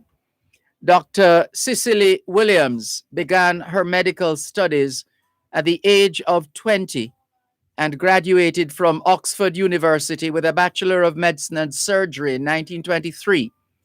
At a time when prejudice against professional women was widespread, she would become the first among women in her field. She was the first woman to be appointed by the British Colonial Medical Service to be sent to the Gold Coast, now known as Ghana. Dr. Cicely Williams was the first foreigner to receive the Joseph Goldberg Award of the American Medical Association, the first to receive the Order of Merit, and the first woman to receive the Ceres Medal, an honor bestowed by the World Health Organization, WHO, for service of the highest order to mankind. She announced to the world that the problem of swollen bellies, diarrhea, and vomiting was protein-calorie malnutrition, and she named the disease kwashiorkor, Kwashiorkor, kwashiorkor, the African term used to characterize the illness. It was one of the greatest discoveries in the 20th century, for it saved the lives of countless numbers of children and was of tremendous significance for the poorer countries. And she was born in Kew Park in Westmoreland. That's where Dr. Cicely Williams was born. Here's another for you. Let's go to the great Una Marson. Una Marson was born in Santa Cruz, St. Elizabeth on the 6th of February, 1905. Una Marson was the first black female broadcaster at the BBC from 1939 to 1946. She was more than that. Una Marson was a pioneer Jamaican feminist, poet, playwright, and social activist. A black Jamaican woman from the middle class and of strict Baptist upbringing, Una Marson emigrated to London in 1932, producing plays, poems, and programs for the BBC during World War II. She was the epitome of a black political artist. After leaving school, Una Marson worked as a volunteer social worker. In 1926, she got a job as assistant editor for the Jamaican political journal, Jamaica Critic. In 1928, she became Jamaica's first female editor and publisher of her own magazine, The Cosmopolitan. In 1930, Una Marson published her first collection of poems entitled Tropic Reveries, which won the Institute of Jamaica's Musgrave Medal. In 1931, she wrote her first play, At What a Price, which opened in Jamaica and later in London to critical acclaim. In 1932, she left Jamaica for London. From 1936, she moved back and forth between London and Jamaica. Her sojourn in England made Una Marson more aware of race equality and race equality issues around the world, from West Africa to the USA. After working as English-speaking secretary to Abyssinian Minister Dr. C.W. Martin in London, Una Marson accompanied Haile Selassie as his personal secretary on his last ill-fated plea for Abyssinia to the League of Nations on June 30, 1936. She subsequently returned to Kingston. Having been told that she was heading for a nervous breakdown from overwork. However, on her return to Jamaica, Una Marson continued her usual pace. She promoted national literature by helping to create the Kingston Readers and Writers Club, as well as the Kingston Drama Club. She also founded the Jamaica Save the Children Fund, which was an organization that raised funds to give the poorer children money to get a basic education. In 1938, Una Marson returned to London to continue to work on the Jamaican Save the Children project that she started in Jamaica, and also to be on the staff of the Jamaican Standard. In 1941, she was hired by the BBC service Empire to work on a program in which World War II soldiers would have their messages read on the radio to their families. By 1942, she became the program's West Indies producer. During the same year, she turned the program into Caribbean Voices, which was a forum in which Caribbean literary work was read over the radio. Her radio show was said by writer Kamau Brathwaite to be the single most important literary catalyst for Caribbean creative writing in English. In 1945, Marson published a poetry collection, Towards the Stars. Post-1945, details about Marson's personal life are sparse. Many of her works were published, in fact, were unpublished or circulated mainly in Jamaica. Most of her writings are found only in the Institute of Jamaica, the parent institution of the National Library of Jamaica. There's a book entitled The Life of Una Marson, 1905 to 1965, which was written by Delia Jarrett Macaulay. And the last one we'll give you for now, if time will allow. The great Mary Seacole, who was born in Jamaica in 1805, the daughter of a free black woman and a Scottish soldier. When there was the cholera outbreak in Jamaica in 1850, Mary Seacole was at the forefront of that fight. While visiting her brother in Panama, there was a cholera outbreak there, and Mary Seacole was again at the right place at the right time. When she returned to Jamaica in 1853, there was a full-scale outbreak of yellow fever, and she was called into service immediately. During the Crimean War, more British soldiers were dying from cholera and malaria than actual warfare. Mary Seacole traveled to London to offer her assistance, but her offer was rejected. She applied to join Florence Nightingale's team to the Crimea, and her application was turned down. Mary Seacole then sold her assets and found her way to Crimea to help the dying soldiers. Even while in Crimea, Mary Seacole went back to Florence Nightingale to again offer assistance, and was again, and once again, her offer was rejected. While Florence Nightingale was based in a hospital several miles from the front, Mary Seacole treated her patients on the battlefield. On several occasions, she was found treating wounded soldiers from both sides while the battle was still going on. Some great Jamaican women as we continue to celebrate International Women's Day. Knowledge is power.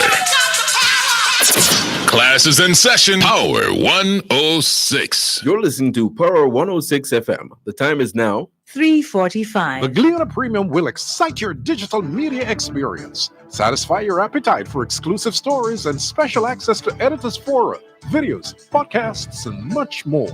To subscribe, go to jamaica-gleaner.com/premium and select the e-Gleaner or website option. Welcome to your new digital experience, the Gleaner Premium.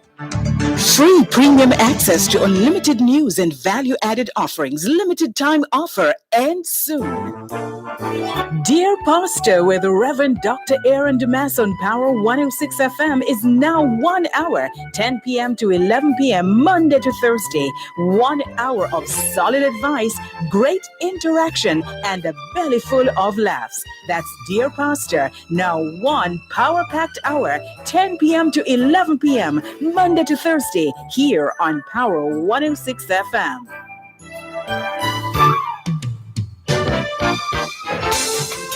Tune into Farm Talk, 6:18 to 6:35 a.m. the first Tuesday of every month, and 6:18 to 6:45 p.m. the last Tuesday of every month for First Hand in the Field. Real issues, real solutions. Join the Newport First Hand team in the field as they identify problems and tell you how to address them. First Hand in the Field, Real Issues, Real Solutions is brought to you by Newport First Hand Jamaica Limited, the first on the land. Write your name across my heart. Thanks a lot for staying with us here on both sides of the story. Power 106 FM, still streaming live on the Gleaners website, go-jamaica.com, live on your smart devices all over the world. Good afternoon to those who have been watching and listening on Facebook Live. B. Jew in New York says, good afternoon, Dervan, and thanks for sharing such a beautiful song. God bless you and your listeners. Many happy returns, B. Jew in New York. Faye Weller says, good afternoon, Mr. Dervan. Thanks for those beautiful words to start your program. Blessed love, everyone. Glad you enjoyed the opening, Faye Weller. B. Jew is all excited about this afternoon's selections. Dainty Walker says, good afternoon, Mr. Malcolm. Happy International Women's Day to all female listeners.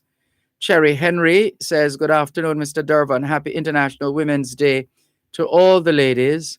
Sylviana Johnson says, good afternoon, Mr. Malcolm. Rainy day in JA. Oh, really? It wasn't raining when I was entering the studios earlier this afternoon, and of course we can't see outside. So we have confirmation that it was, or maybe still is, raining on the outside. I mean, not that it rains on the inside unless you have a leaking roof or ceiling. Yeah. Dr. Dunn in Skokie, Illinois says, good afternoon, Sir Malcolm. If you have not seen this before, have tissue handy. I wish that all Jamaicans who are non-compliant with COVID-19 prevention measures could see this. And she has sent us the link from the New York Times. Death through a nurse's eyes. We'll have to see how we can incorporate this. Let's see, is there it's 15 minutes, 10 seconds long. All right, let's see what we can do, Dr. Dunn in Skokie, Illinois. Thank you very much for sharing. We can always count on you. Dawn Marie Smith, good afternoon. Steve in Toronto, Canada says, yes, Dervan Malcolm. Gladys Longbridge was from my country, close to my hometown, Darliston. Calvin in North York, Ontario, Canada says, good afternoon. Today is my birthday. Well, what a day to be celebrating your birthday, Calvin in North York, Ontario, Canada, on this International Women's Day. But more than that, it's International Women's Day. It's Salt Awareness Week. This week is Salt Awareness Week. And it's also World Kidney Day. There's a lot happening on this day, the 8th of March. A lot of observances from the past and indeed the present, like Calvin's birthday. Inez Campbell Brown, Bridgeport, Connecticut. How are you?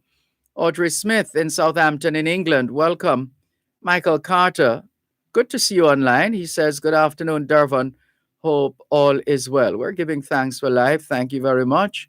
And all the very best. Let's go to our WhatsApp line and hear what the caller on WhatsApp has to say here on your program, Both Sides of the Story, Power 106 FM. Here we go, just trying to bring up this call. That should be it. Hello, good afternoon. Good afternoon. Good afternoon. Blessed to you and your audience around the world. Thank you very much. Same to you.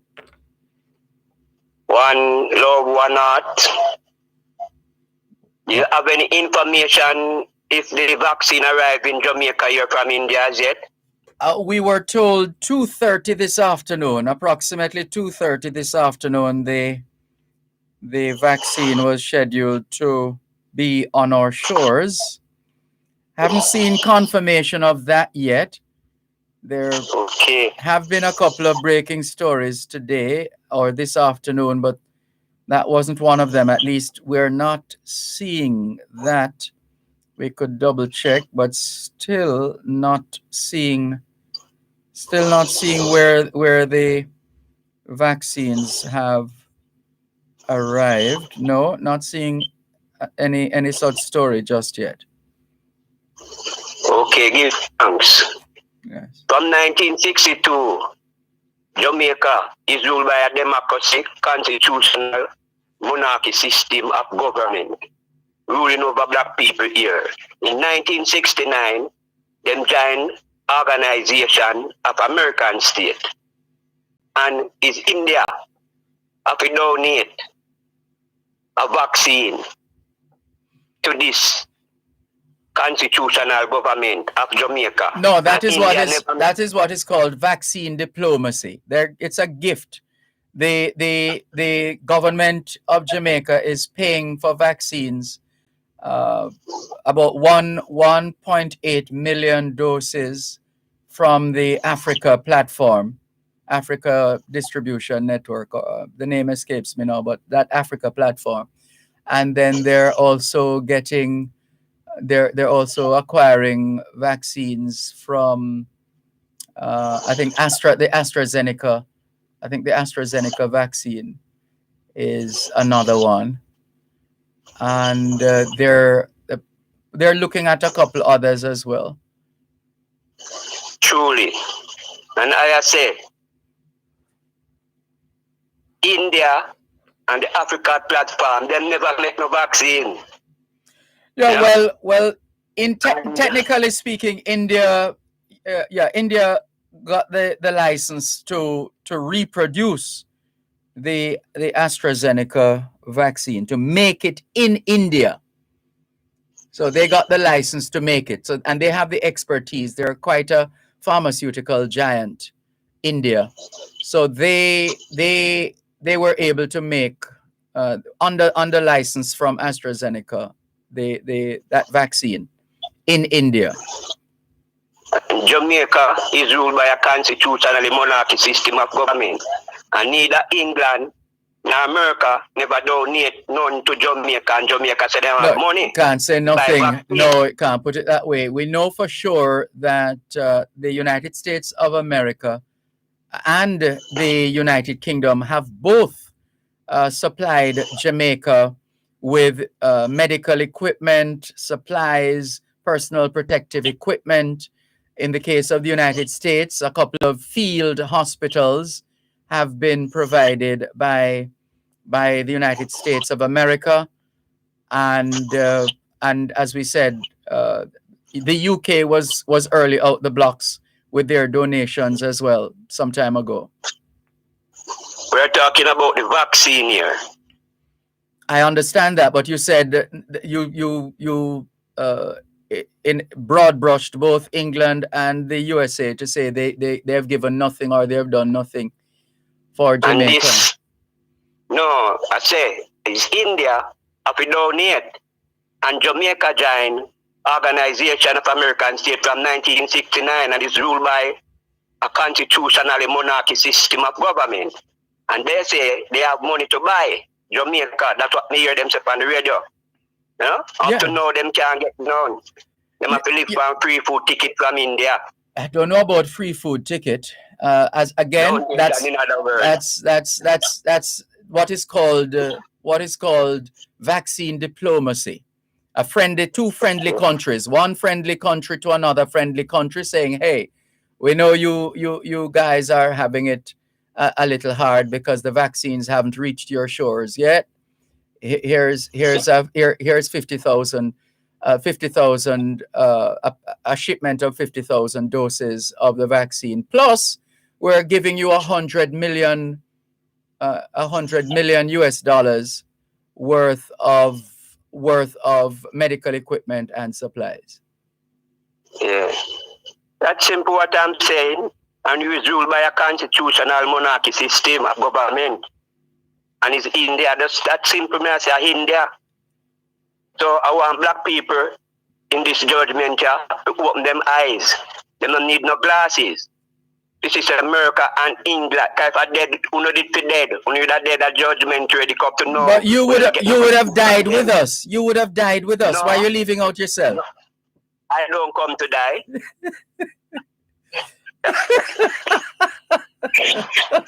Man, them come with life. No laugh. Man, them come with life, and that we might have it more abundantly. That's right. When a man have life, a man shouldn't want to die. Right. Minister unto life, that we could have it forever, you know? But you show me the man who can stop himself from dying. No, our Father who dwelleth in us, you know. Well, there you go. The man, when I prophesy, say, little more, man, I go see death, you know, and death I go flee from them. I hear you. Anyway, the next thing that me do want you drop for me. Yes. This whole case we see, I go on in the country, 800 the last 1 year. Yeah, about 878. And me see Christopher Tufton and all of them, you know. Run up and down, and them never did hear what the Prime Minister say. 29th of April, him say all people in Jamaica at some point in time, that for them word that will catch coronavirus. 1 million people not gone yet. And in those days, in those time, them said they have everything in place. You know, if we should have an outbreak. So what them are going to for now? I lie them did that tell the nation. Eh? Well, looking at Dervan and there your feet, the tip of your finger can replay it. Well, I know that was said. That's no doubt. Stars, you know? But if it is that we're all going to get it at some point or another, it means that you are likely to get it as well. No, I'm not a Jamaican. Also, I'm an African. The coronavirus. Descendants, and it's all Jamaican. All Jamaican. The coronavirus is only infecting Jamaicans in Jamaica. In Jamaica, who call themselves Jamaican. Right. But the Africans, those like you who identify with Africa, coronavirus will not touch you. Remember, we have a savior. And it's that we left out of the big picture, you know? Yes. Because we have a leader, we have a savior. And the world depending on America and England, these guys who have biological capability and left. But where does it say that the savior only saves those who are Afrocentric like you? That's what. No, where does it say? He says people and realms of every tongue, you know? The man say me leg from every nation, yet one over all the earth, black sons and daughters. Because we bring all and can bring us. Unless we bring our black self. Set the most time. Holy Manuel I. So last time. Rastafari. All right, take it easy. We have to go. Love the right, we have to go. Thank you very much. Take care. This is your program, Both Sides of the Story, Power 106 FM. There's more after the break. At Wellington Dental, they offer cleaning, filling, whitening, and other services for the entire family. The time by Wellington Dental is 4 o'clock. there's a lifetime guarantee. Write your name across my heart. I want the world to know that I am yours forever. And I'll wear it like a shining star. Write your name across my heart. In all my thoughts, in all I do, and all I say, I belong to you with every breath I take. Write your name across my heart. I want the world to know that I am yours forever. And I'll wear it like a shining star. Write your name across my heart. Que ahora es en espagnol. Son las 4:01. Quelle heure est-il en français? Les 4:01. 现在地点了4:01 分. A minute past 4 o'clock in the afternoon here at Broadcast House, 32 Lyndhurst Road, Kingston 5, St. Andrew, Jamaica.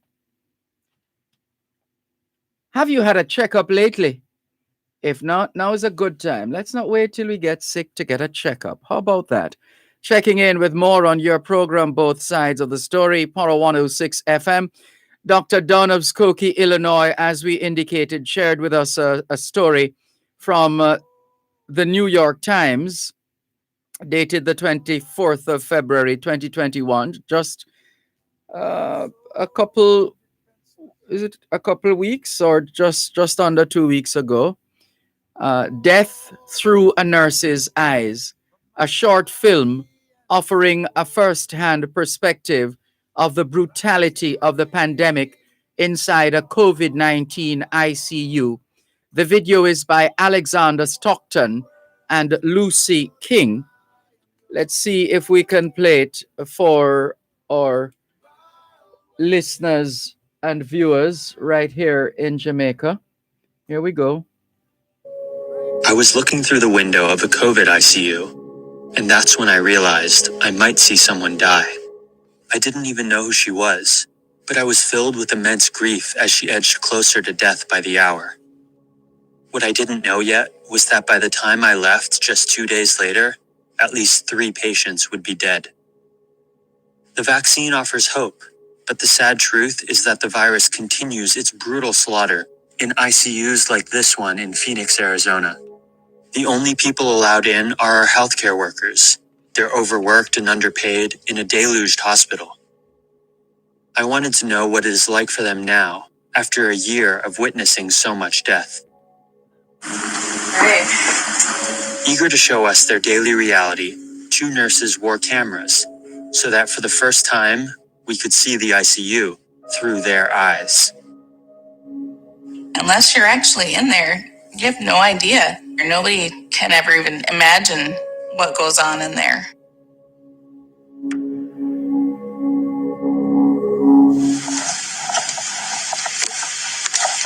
This ICU contains 11 of the hospital's sickest COVID patients. Most of them are in their 40s and 50s, and they are all on death's door. It's an incredibly depressing place. I blurred the patients' faces to protect their privacy, but I also worried that blurring would rob them of their humanity. The family of this patient, the one who was rapidly declining, allowed her face to be shown, and they readily told me about her. Her name is Ana Maria Aragon. She's a school administrator and a 65-year-old grandmother. Sarah Reynolds, the nurse in charge of this ICU, organized a video call with Ana's family to give them a chance to be with her just in case she didn't make it. It just breaks my heart when I hear families saying goodbye. You might expect the doctors to be running the show, But it is really the nurses who are providing the vast majority of the care. We do everything. We give them baths every night, rubbing lotion on their feet, shave the guys' faces, cleaning somebody up that had a bowel movement. It doesn't even register as something gross. Look, I walk into the room, I say, hey, sounds like you have COVID. And I might order a chest x-ray, I might order blood work, I might order catheters. All that stuff is done by the nurse. I may have spent 10 minutes. The nurse might spend 7 or 8 hours actually in the room caring for them. Let's say there was a day that nurses didn't come to the hospital. It's like, why are you even opening? 12-hour plus shifts, isolated in this windowless room. These nurses survive by taking care of each other. You guys need your patients awake? Oh, thank you. And by finding small doses of levity.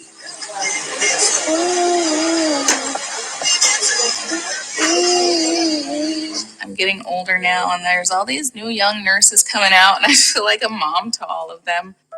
Morgan, she's got big aspirations. She loves to snowboard, and she's so smart. And Deb's just, she's funny. I'm just gonna follow you, Grandma Gal. You're so photogenic. Just look at you. You're glowing. I tease her all the time. I can tell her to do anything and she'll just do it because I think she's scared of me. Because I just always make sure you have no wrinkles in those sheets. The patients spend most of their time on their stomachs because it makes it easier to breathe. But the nurses have to turn them often to prevent pressure sores. There was one woman in her 50s who was so critical that this simple procedure risked killing her. Can you guys help us? We're gonna flip her over. Yeah. Even just turning them on their side, their blood pressure will drop, their oxygen levels will drop. Let's just disconnect all the wires so that we don't have everything tangled. Her heart had actually stopped the day before. And so the concern was if it was going to make her heart stop again. Okay, so on Amber's count. And come over, push it. We were all watching the monitors. And we're good. She seems to have handled it pretty well. Yeah. I felt relieved, like, ooh, we did it. Arizona is a notoriously anti-mask state, and it faced a huge post-holiday surge in COVID cases. In January, the month I was there, Arizona had the highest rate of COVID in the world. As a result, ICUs like this one have too many patients and not enough nurses. Because they're so critical, they need continuous monitoring. Sometimes just one nurse to one patient, but normally what we have is 2 patients to 1 nurse. But there definitely are times when we're super stretched and have to have a 3-to-1 assignment. A nurse shortage has plagued hospitals over the past year. To help, traveler nurses have had to fly into hotspots. Others have been forced out of retirement. Especially strained are poorer hospitals like Valleywise, which serves a low-income, predominantly Latino community. Many of our patients are uninsured. Some of them have Medicaid, which pays something, but, unfortunately not enough. This means they simply can't compete with wealthier hospitals for nurses. There's a bidding war. The average nurse here, give or take, makes about $35 an hour. Other hospitals, a short mile or 2 away, might pay them $100. We lost a lot of staff because they took the travel contracts. How can you blame them? It's sometimes once in a lifetime opportunity to make a lot of money. Every single day I'm off, I get a call or a text, hey, we desperately need help. We need nurses. Can you come in? This nursing shortage isn't just about numbers. Physically, it's exhausting. We're just running. We don't have time to eat or drink or use the restroom. They have kids at home doing online school, and I think, gosh, they haven't even been able to check on their kids to see how they're doing. My days off, I spend sleeping half the day because you're exhausted, and eating because we don't get to eat here often. I'm getting hungry now. Nurses have been proud to be ranked the most trusted profession in America for nearly 2 decades. But during COVID, many worry they aren't able to uphold the standards that earn them such respect. I can't give the quality of care that I normally would give. It's absolutely dangerous. That's demoralizing because we care. We're nurses. It's our DNA. Anna had been in the hospital for over a month. Her family told me she was born in Mexico. She came to the States 34 years ago, first working in the fields before eventually landing her dream job in education. She's beloved at her school. Former students often stop her in town and excitedly shout, "Miss Anita." She was very cautious about COVID. She demanded her family always wear a mask and yelled at them to stay home. Yet tragically, she somehow still caught it. She had been declining over the course of several days. It's a picture we've seen far too often that we know, okay, this one's going to be coming soon. Because there's no cure for COVID, the staff can only do so much. Once all the ventilator settings and the medications are maxed out, keeping a patient alive will only do more harm than good.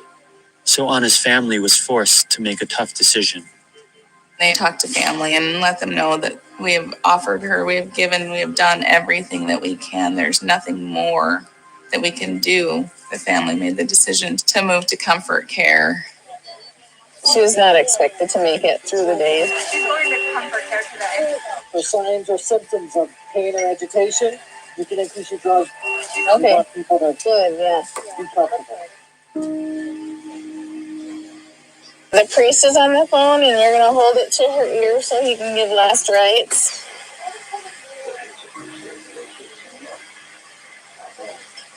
Amen. Tenemos ya todos en la llamada. Okay.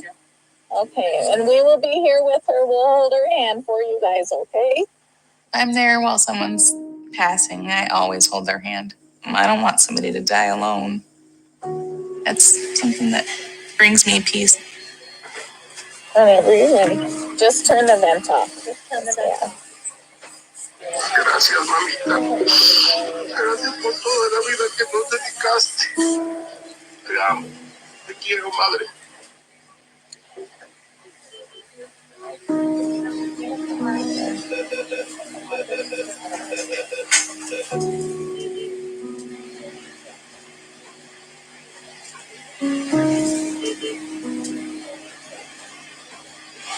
Her family. 1428. She went very peacefully.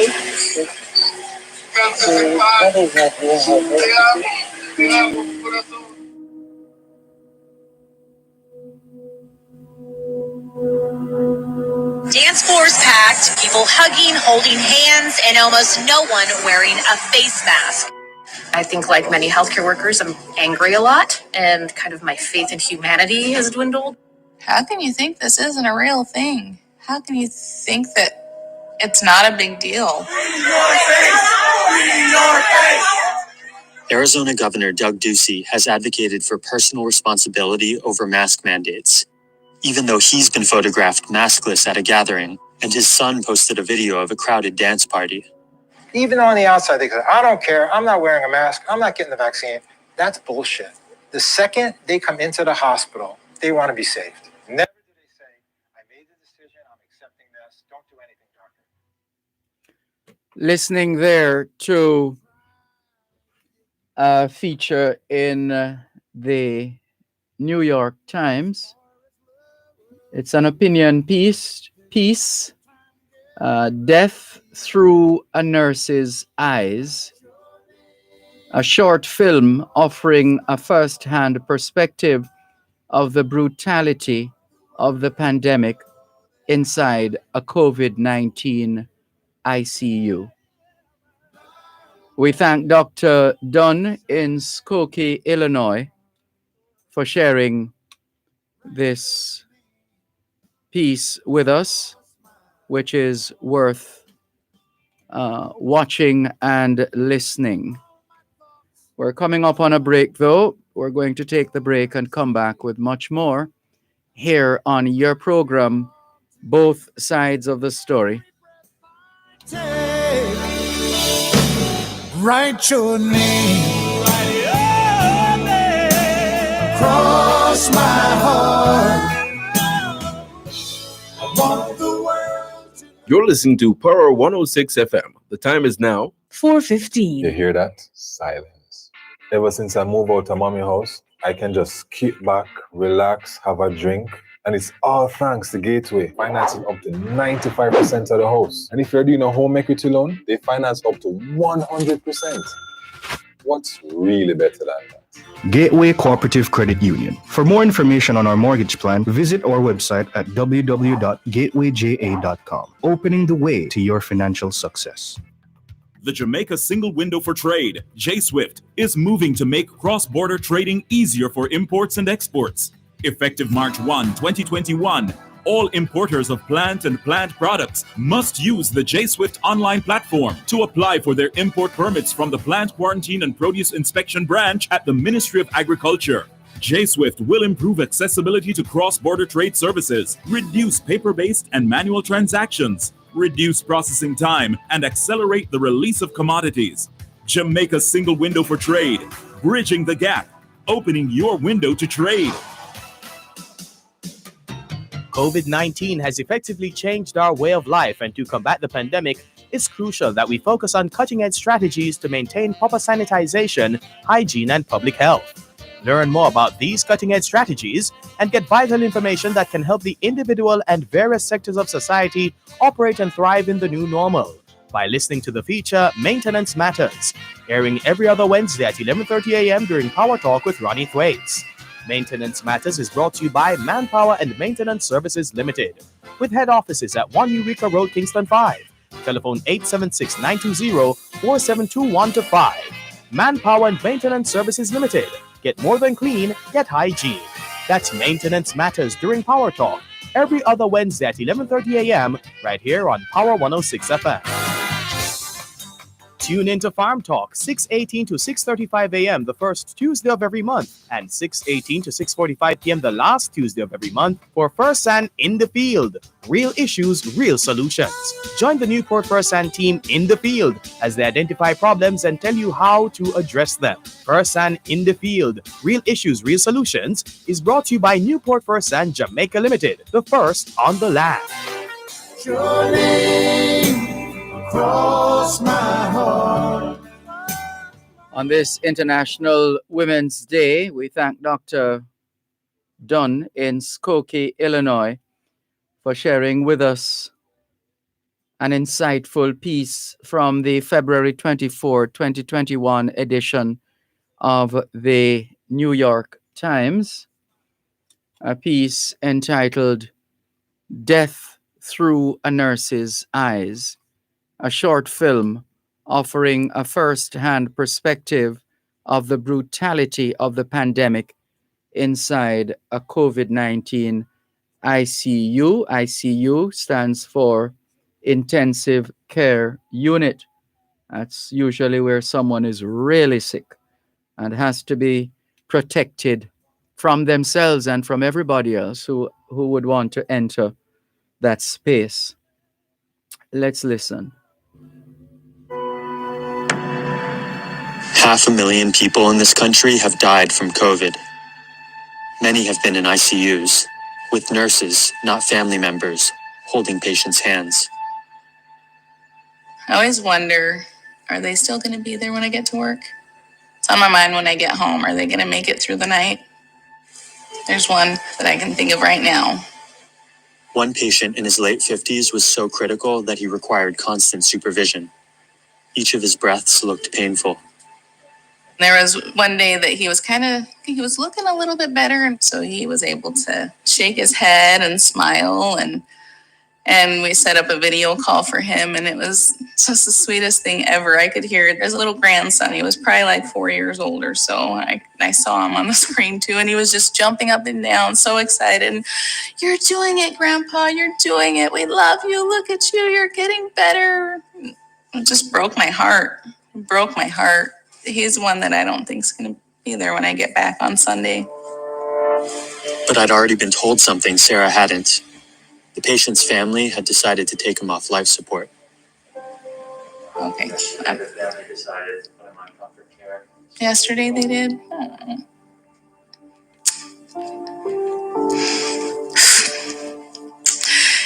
And I just think of his little grandson. You're doing it, Grandpa. You're doing it. He wasn't the only patient who didn't make it. When I went back to the hospital, I noticed that the bed of the patient I'd seen get flipped over was empty. My heart sank. I knew this meant she'd passed away. What's sad is when I go back, those beds will be full. They'll have somebody else there, just as sick, with another long stretch of a few weeks ahead of them before it's time for their family to make that decision. I'd never before seen someone die, and even though I didn't know these people, witnessing their deaths left me sleepless, exhausted, and depressed. It's unfathomable to me that these nurses have gone through that every single week, sometimes every single day, for an entire year. I assumed the nurses must block out all the deaths to be able to keep going, but they don't. They grieve every single one.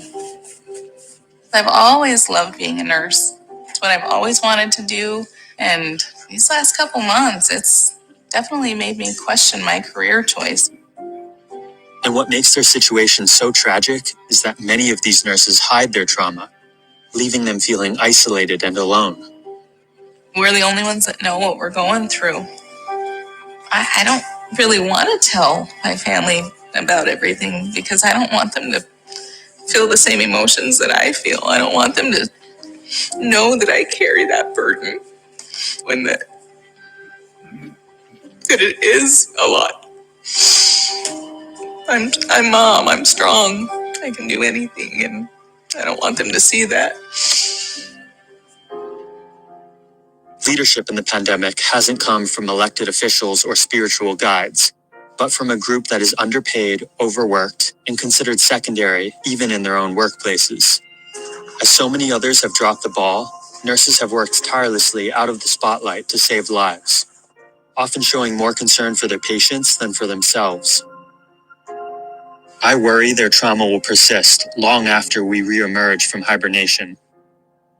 COVID's legacy will include a mass PTSD on a scale not felt since World War II. This burden should not be ignored. There's something you would say to all the other ICU nurses around the country if you had the chance? Thank you. Thank you. I feel ya. And you're all amazing.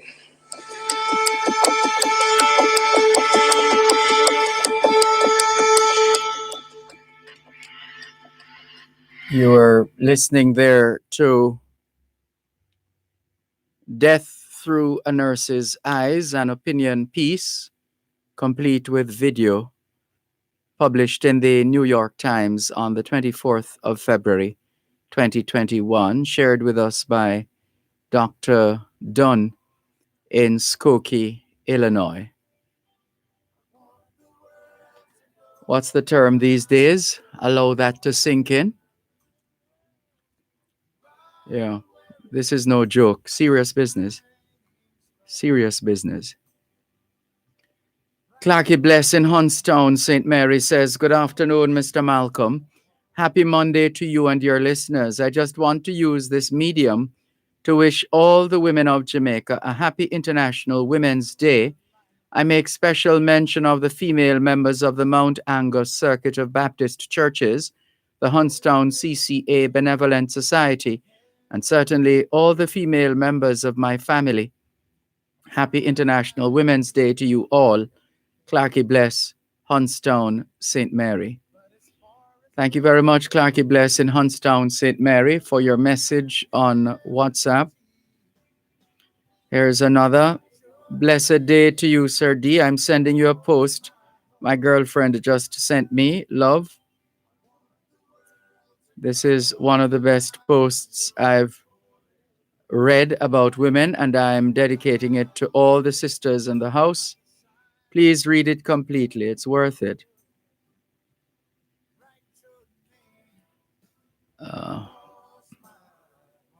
Happy Women's Day to all strong women. And for those who are weak, I pray God's strength. And then in reference to the poems we read earlier on, this person says, beautiful poem, well read. Thanks so much. Yeah, this one is A little lengthy. Woman, when God created woman, he was working late on the sixth day. An angel came by and asked, "Why spend so much time on her?" The Lord answered, "Have you seen all the specifications I have to meet to shape her? She must function in all kinds of situations. She must be able to embrace several kids at the same time, have a hug that can heal anything from a bruised knee to a broken heart. She must do all this with only two hands. She cures herself when sick and can work 18 hours a day."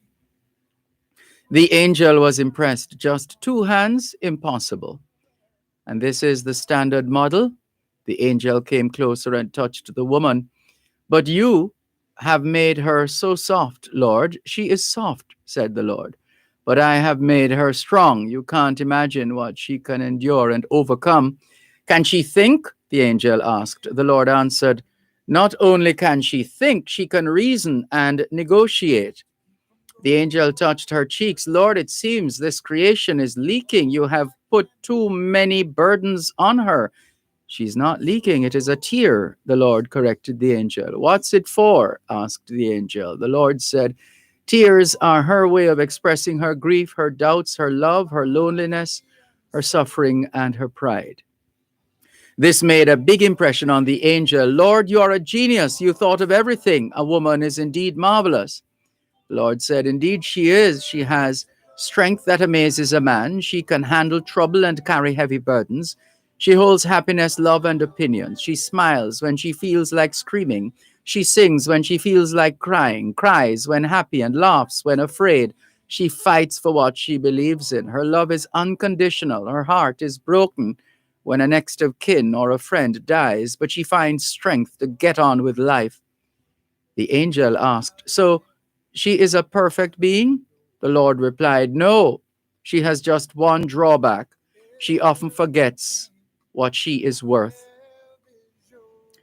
And it ends in the form of a chain message. Pass this on. Thank you for your message. Ricardo in Glengoff, St. Catherine says it's raining in Glengoff, windy and rainy. Stay warm and dry, Ricardo in Glengoff. And this one says, "Good afternoon, Mr. Malcolm. My favorite song, Kenny Rogers." Which one of them? We've been playing two of them this afternoon. The other one is "Wind Beneath My Wings." But thank you for your message. Moralist says, "Blessings to you, Brother Dervan. Feels like genocide. Big up to the nurse in that video." And that's in reference to COVID-19. For those of us who still think that this thing is a joke, a timely reminder shared with us by Dr. Dunn in Skokie, Illinois. This one says, "Good day, Dervan. Please stop blaming the government for the increase in the number of COVID-19. They have been begging the rebellious population for almost 1 year to follow protocols, whereas stiff-necked people who can't hear will feel. Let the chips fall where they may. When the hospitals are full, we die at home. That's the gist of it. I'm asking the government to allow burial with 5 people plus the clergy only. End of story." Thanks for your message. Here's Miss Olive. And we hope Miss Olive is calling us from home. Please tell us Miss Olive is calling us from home. We hope. Hold on. Let's see if we can bring up the call. Miss Olive. Oh, God. Yes, Dervan. Yes, I am home. Oh, that's encouraging. Not home feeling how I would like to feel. God, the depressed, the thing they had in mind didn't work. The thing that they put in me, so I had to draw the fluid. Yes. It didn't work out as I planned. So they were telling me to put in something or the other, put me to sleep. Sorry, don't move. Please bear with us, Miss Olive. Just take it easy, relax. One moment. We're coming back to you in a moment, please. You're listening to Power 106 FM. The time is now 4:30. The Ministry of Industry, Investment and Commerce presents MIIC Live on both sides of the story with Dervan Malcolm every first and third Thursday at 3:30 p.m. to 4 p.m. Learn more about the manufacturing strategy, modernization in trading, foreign direct investments, and much more right here on Power 106 FM. This broadcast of MIIC Live is brought to you by the Ministry of Industry, Investment and Commerce. Dear Pastor with Reverend Dr. Aaron Dumas on Power 106 FM is now 1 hour, 10 p.m. to 11 p.m. Monday to Thursday. 1 hour of solid advice, great interaction, and a belly full of laughs. That's Dear Pastor, now 1 power-packed hour, 10 p.m. to 11 p.m. Monday to Thursday here on Power 106 FM.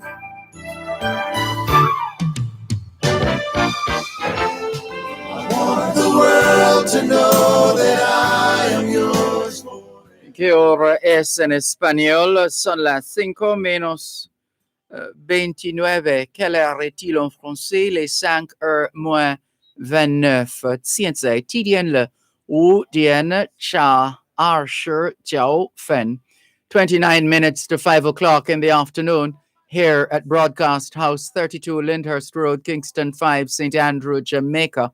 Do you know where your children are? Are they where they're supposed to be? Doing what they're supposed to be doing?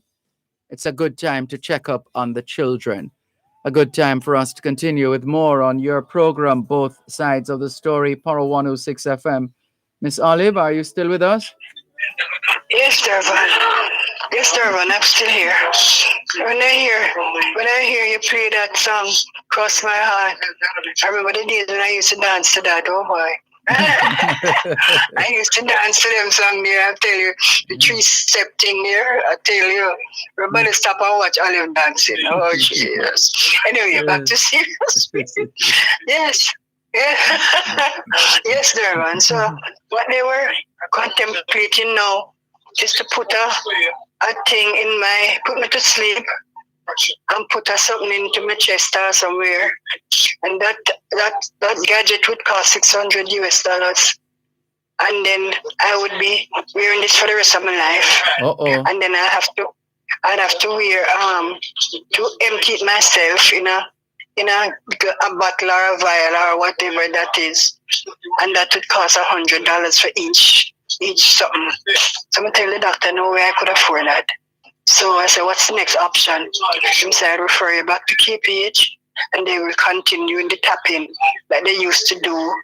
Tapping and then enter the fluid, get the fluid out, give you another appointment, continue tapping. So I said, well, I just have to go along with that until God knows when. But the breathing, Dervan, my breathing is terrible. And my body feels so weak. I lie down. 9 days been to the hospital, 9 days I came home Saturday. And I tell you, what happened, I made an error. The cancer, the chemo tablets that I'm taking, I took it while I was in the hospital. And in the beginning, it was good. But then when I was taking out a card now to take another set, I noticed the box said take on an empty stomach. But then I was taking it after I eat. Uh-oh. And I felt okay. But now, with this, and I remember after the fact, I was saying to the nurse and the doctor Friday that it just came back to me that the doctor said to me, if they admitted me in the chest hospital, I was to stop taking the cancer pills, the chemo pills, until I come out of the hospital. Then I can stop, because I take 2 weeks, 6 per tablet, take a 1 week break, and then 2 weeks again, take a 1 week break. Dervan, I feel like when I want a skirt over my eye, and the whole of me feel like I'm going down to the ground. I felt terrible. So when I tell the doctor the doctor says, and while I was there talking to her, to the doctor and the nurse, I say, it just came back to me that Dr.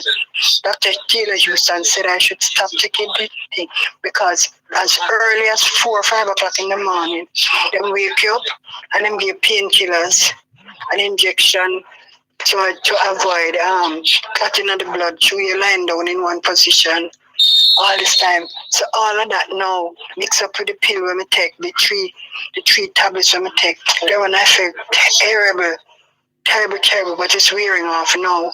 Because I'm not taking it anymore since. So until when I feel my feelings come back to normal, then I will start taking. And my next appointment to see Dr. Taylor Houston is April. So I'm going and to pick up where I left from the KPH. But Dervan, the treatment there at the National Chest was so good. I can't stop talking about it. They all me ready to leave Saturday morning, Saturday afternoon. I get up and I give speech. I give farewell speech to the patient them, the patient them in the hospital. Oh my God. My daughter look at me and turn her up to them and say, what is wrong with my mother? I say, you tell them I wish them all that is good. I say, I'm happy to be going home, but I'm sorry I'm leaving you guys.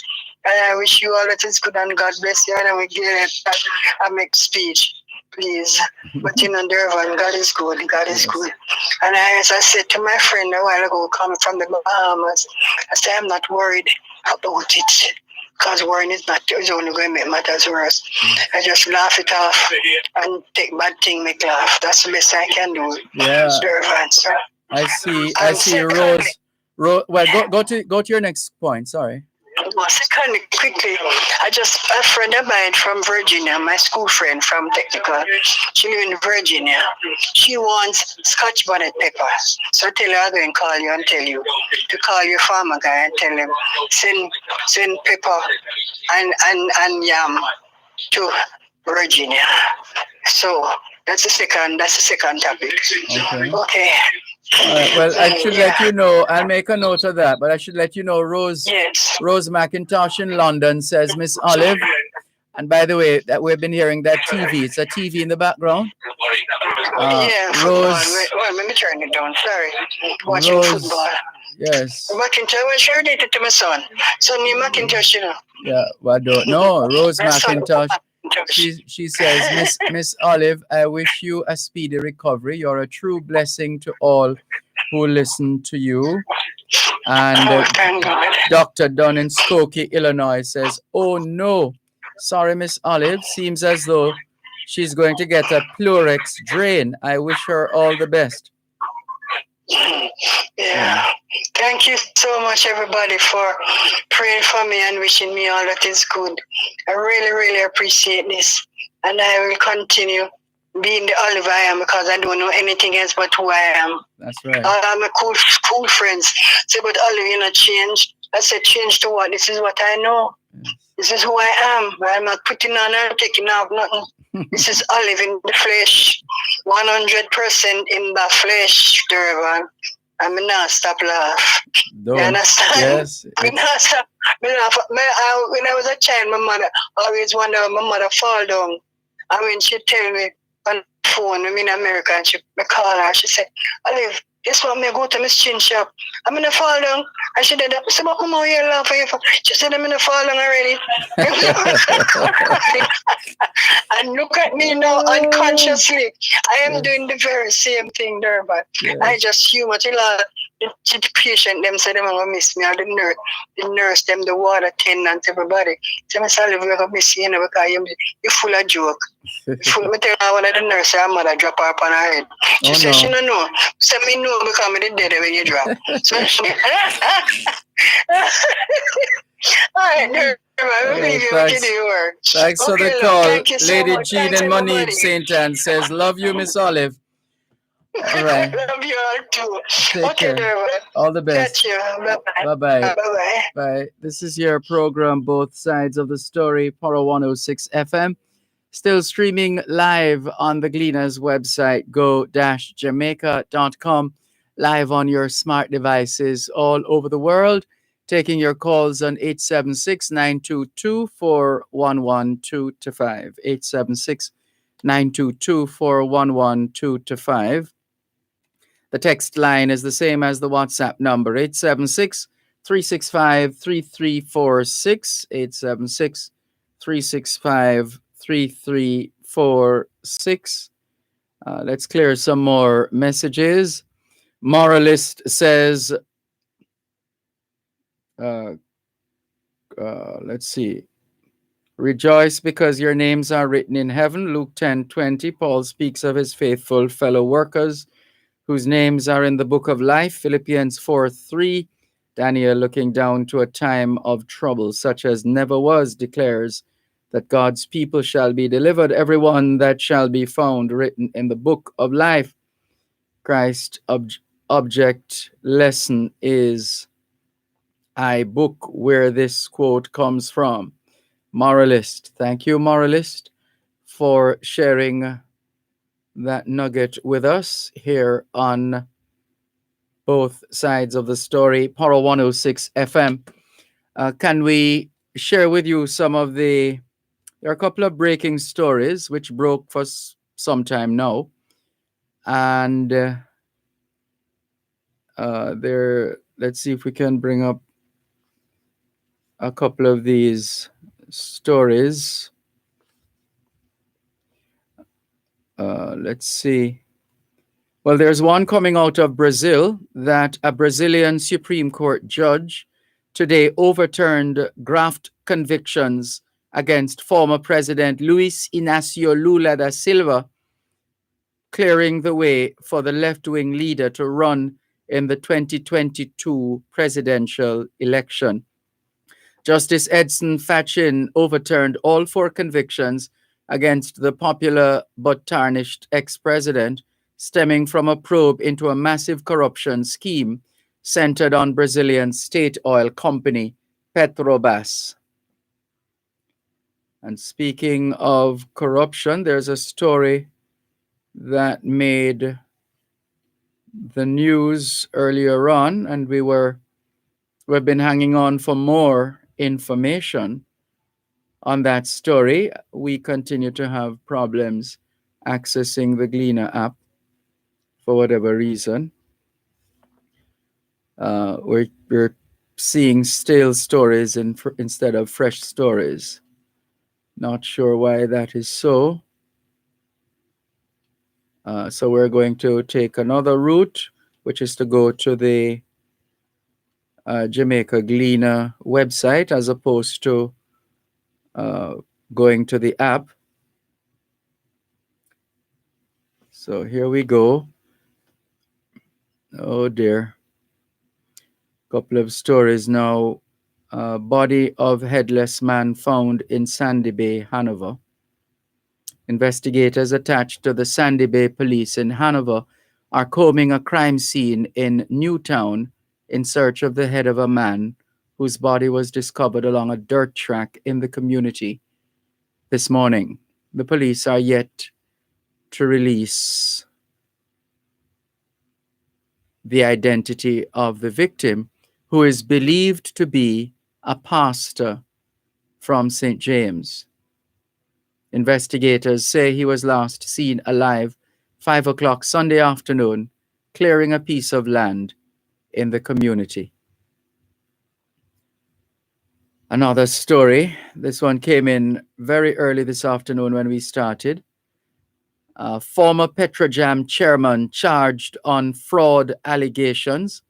Detectives from the major organized crime and anti-corruption agency MOCA today arrested and charged former Petrojam chairman Dr. Percival Bahadur Singh with 12 counts of obtaining money by means of false pretense. It's being alleged that between December 2016 and May 2018, Bahadur Singh fraudulently claimed several reimbursements and was paid monies by Petrojam for overseas business trips that he did not attend.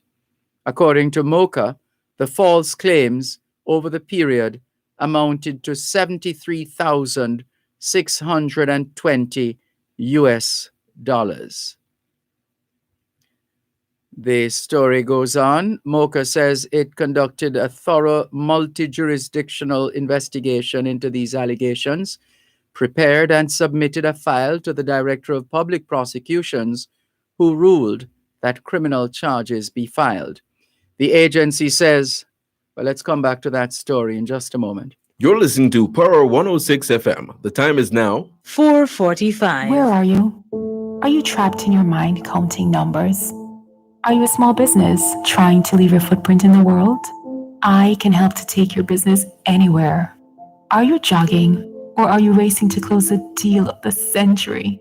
There's a good chance we can do great things together. Are you home, pacing the kitchen, confused about what to eat and how you'll pay your staff? I'm way ahead of you. I'll give you the money when you need it. I'm the voice in your ear.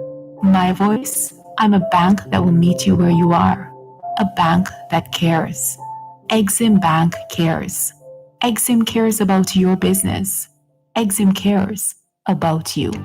Listen to the story of the Jamaican diaspora on Diaspora Check-In every Wednesday at 4:30 p.m. during both sides of the story with host Dervan Malcolm, the story of Jamaicans at home and abroad. That's Diaspora Check-In every Wednesday during both sides of the story, brought to you by GK Western Union. Receive money directly into your bank account today.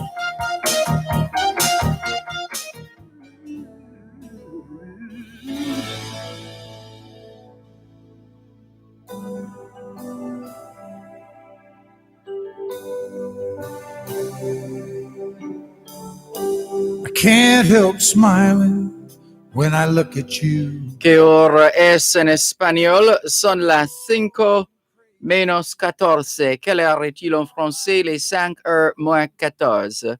现在几点了？5点加14分. 14 minutes to 5 o'clock in the afternoon here at Broadcast House, 32 Lyndhurst Road, Kingston 5, St. Andrew, Jamaica. Good afternoon to all working Jamaicans tuned in to both sides of the story here on Power 106 FM. It's a good time for us to ask ourselves, how productive have we been today? How productive have we been today?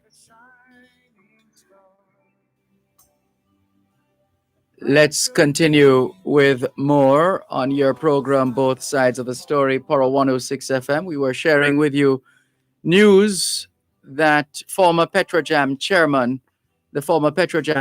has been charged on fraud allegations. Detectives from the Major Organized Crime and Anti-Corruption Agency today arrested and charged former Petrojam chairman Dr. Percival Bahadur Singh with 12 counts of obtaining money by means of false pretense. And we read as far as the Major Organized Crime and Anti-Corruption Agency, MOCA, saying Bahadur Singh was interviewed in the presence of his attorney and subsequently arrested and charged. He was later offered bail and is to appear in the Kingston and St. Andrew Parish Court on Wednesday, the 17th of March. MOCA says the investigation continues with a view to conducting other interviews shortly. Another of the stories trending. Petrojam warns of price fluctuations amid oil market volatility. Volatility in the oil market at this time could result in further increases in the price of petrol. The state-owned oil refinery Petrojam has signaled. General Manager of Petrojam, Winston Watson, says he is also not ruling out reductions. He's also not ruling out reductions in the price of fuel. At a press conference this morning to discuss the vexed issue of sharp increases in the price of fuel in the last 3 months, Watson said that pricing at Petrojam was transparent and based on market references that the state-owned refinery has to follow in the industry. He said Petrojam's pricing mechanism allowed for some amount of smoothing of the price using the weekly average to ensure that the volatility of the US Gulf Coast prices does not have an immediate impact on local prices. The US Gulf Coast reference price, which Petrojam uses as part of a mechanism to price finished products, has been increasing consistently since December 2020. Also making the news at this time, police constable ex-corporal freed of murder. A policeman and his colleague who were charged with murder arising from an incident which took place 9 years ago were today freed after the prosecution conceded that it could not mount a successful case against them. Freed are Constable Joel Waite and ex-corporal Jermaine Parchment. They were charged following an incident on June 28, 2011, in which 17-year-old Chadwick Clark was fatally shot during a police operation on Rodney Road, Kingston 13. The Director of Public Prosecutions ruled in May 2019 that the policemen should be charged. Parchment, who had resigned from the police force and was living abroad for several years, returned following the ruling. They maintained that they acted in self-defense and that an illegal firearm was recovered. Fully vaccinated people can gather without masks, CDC. Obviously, that does not apply to Jamaica at this time.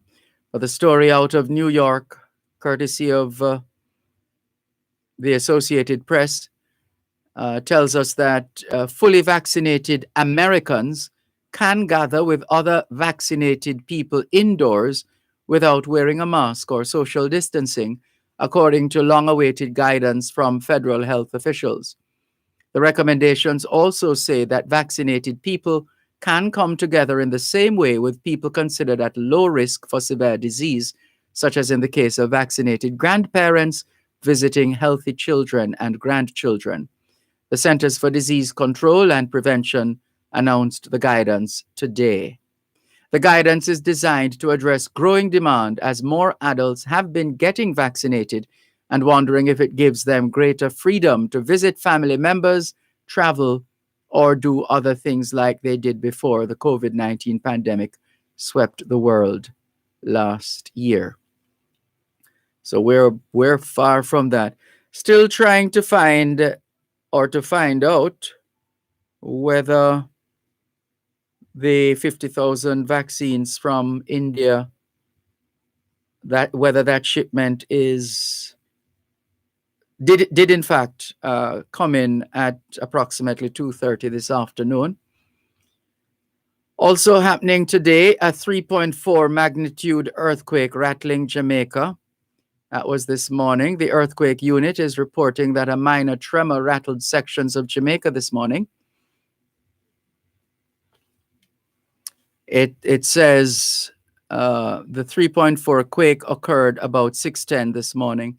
The epicenter was 5 kilometers south of Port Antonio, Portland, with a focal depth of 4 kilometers.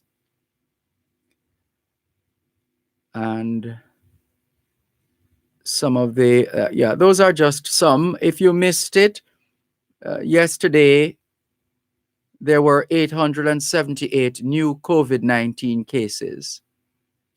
878 new COVID-19 cases yesterday. And the total number of cases now, 26,904.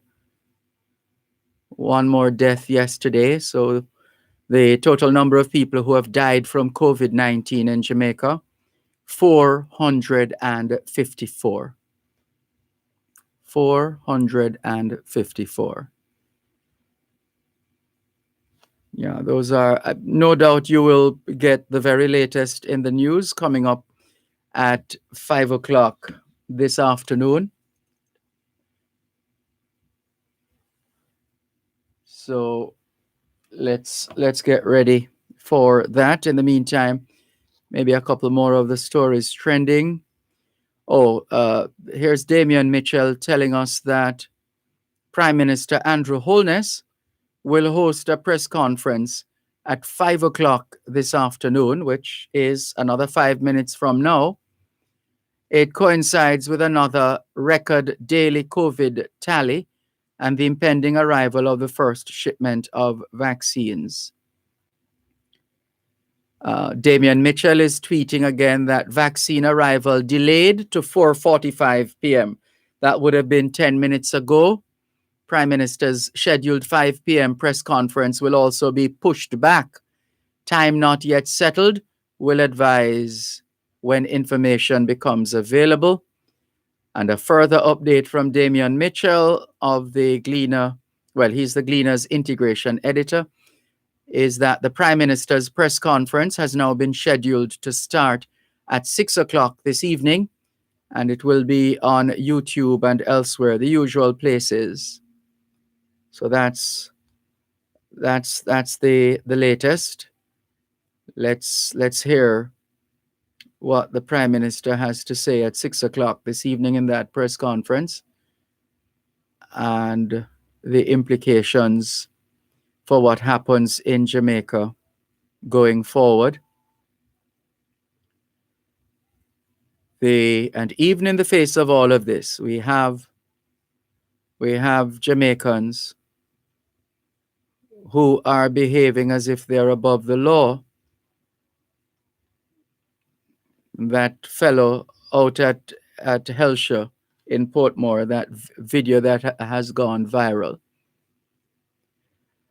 You know, my late mother would say, just leave them to time.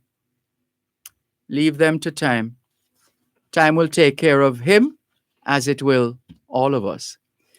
Can we thank you once again for the privilege of serving you on yet another edition of your program, Both Sides of the Story, for today, Monday, the 8th of March, 2021, International Women's Day, World Kidney Day, the start of Salt Awareness Week, and other observances.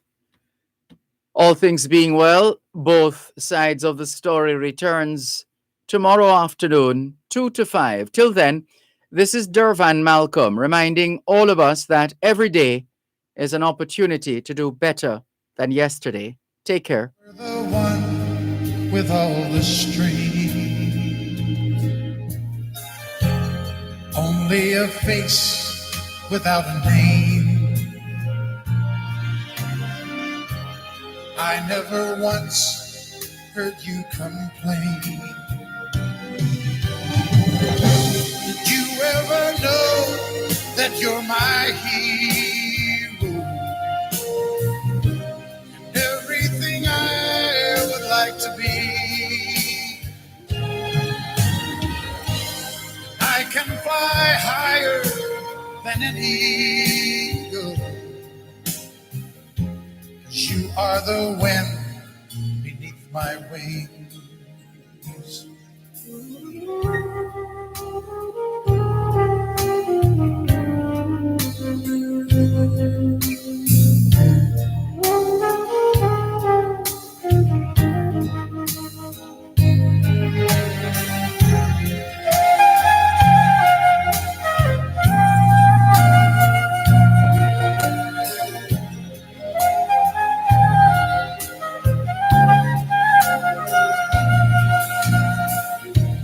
Might have appeared to go unnoticed, but I've got it all here in my heart. I want you to know I know the truth. I would be nothing without you. Did you ever know that you're my hero? And everything I would like to be. Oh, I can fly higher than an eagle. 'Cause you are the wind beneath my wings.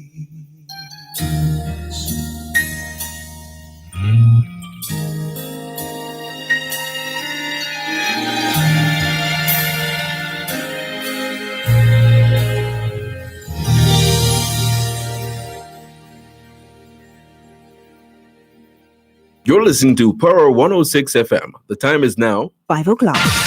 News, comprehensive, powerful, and credible. Power 106 FM now presents a simulcast of Radio Jamaica's news at 5.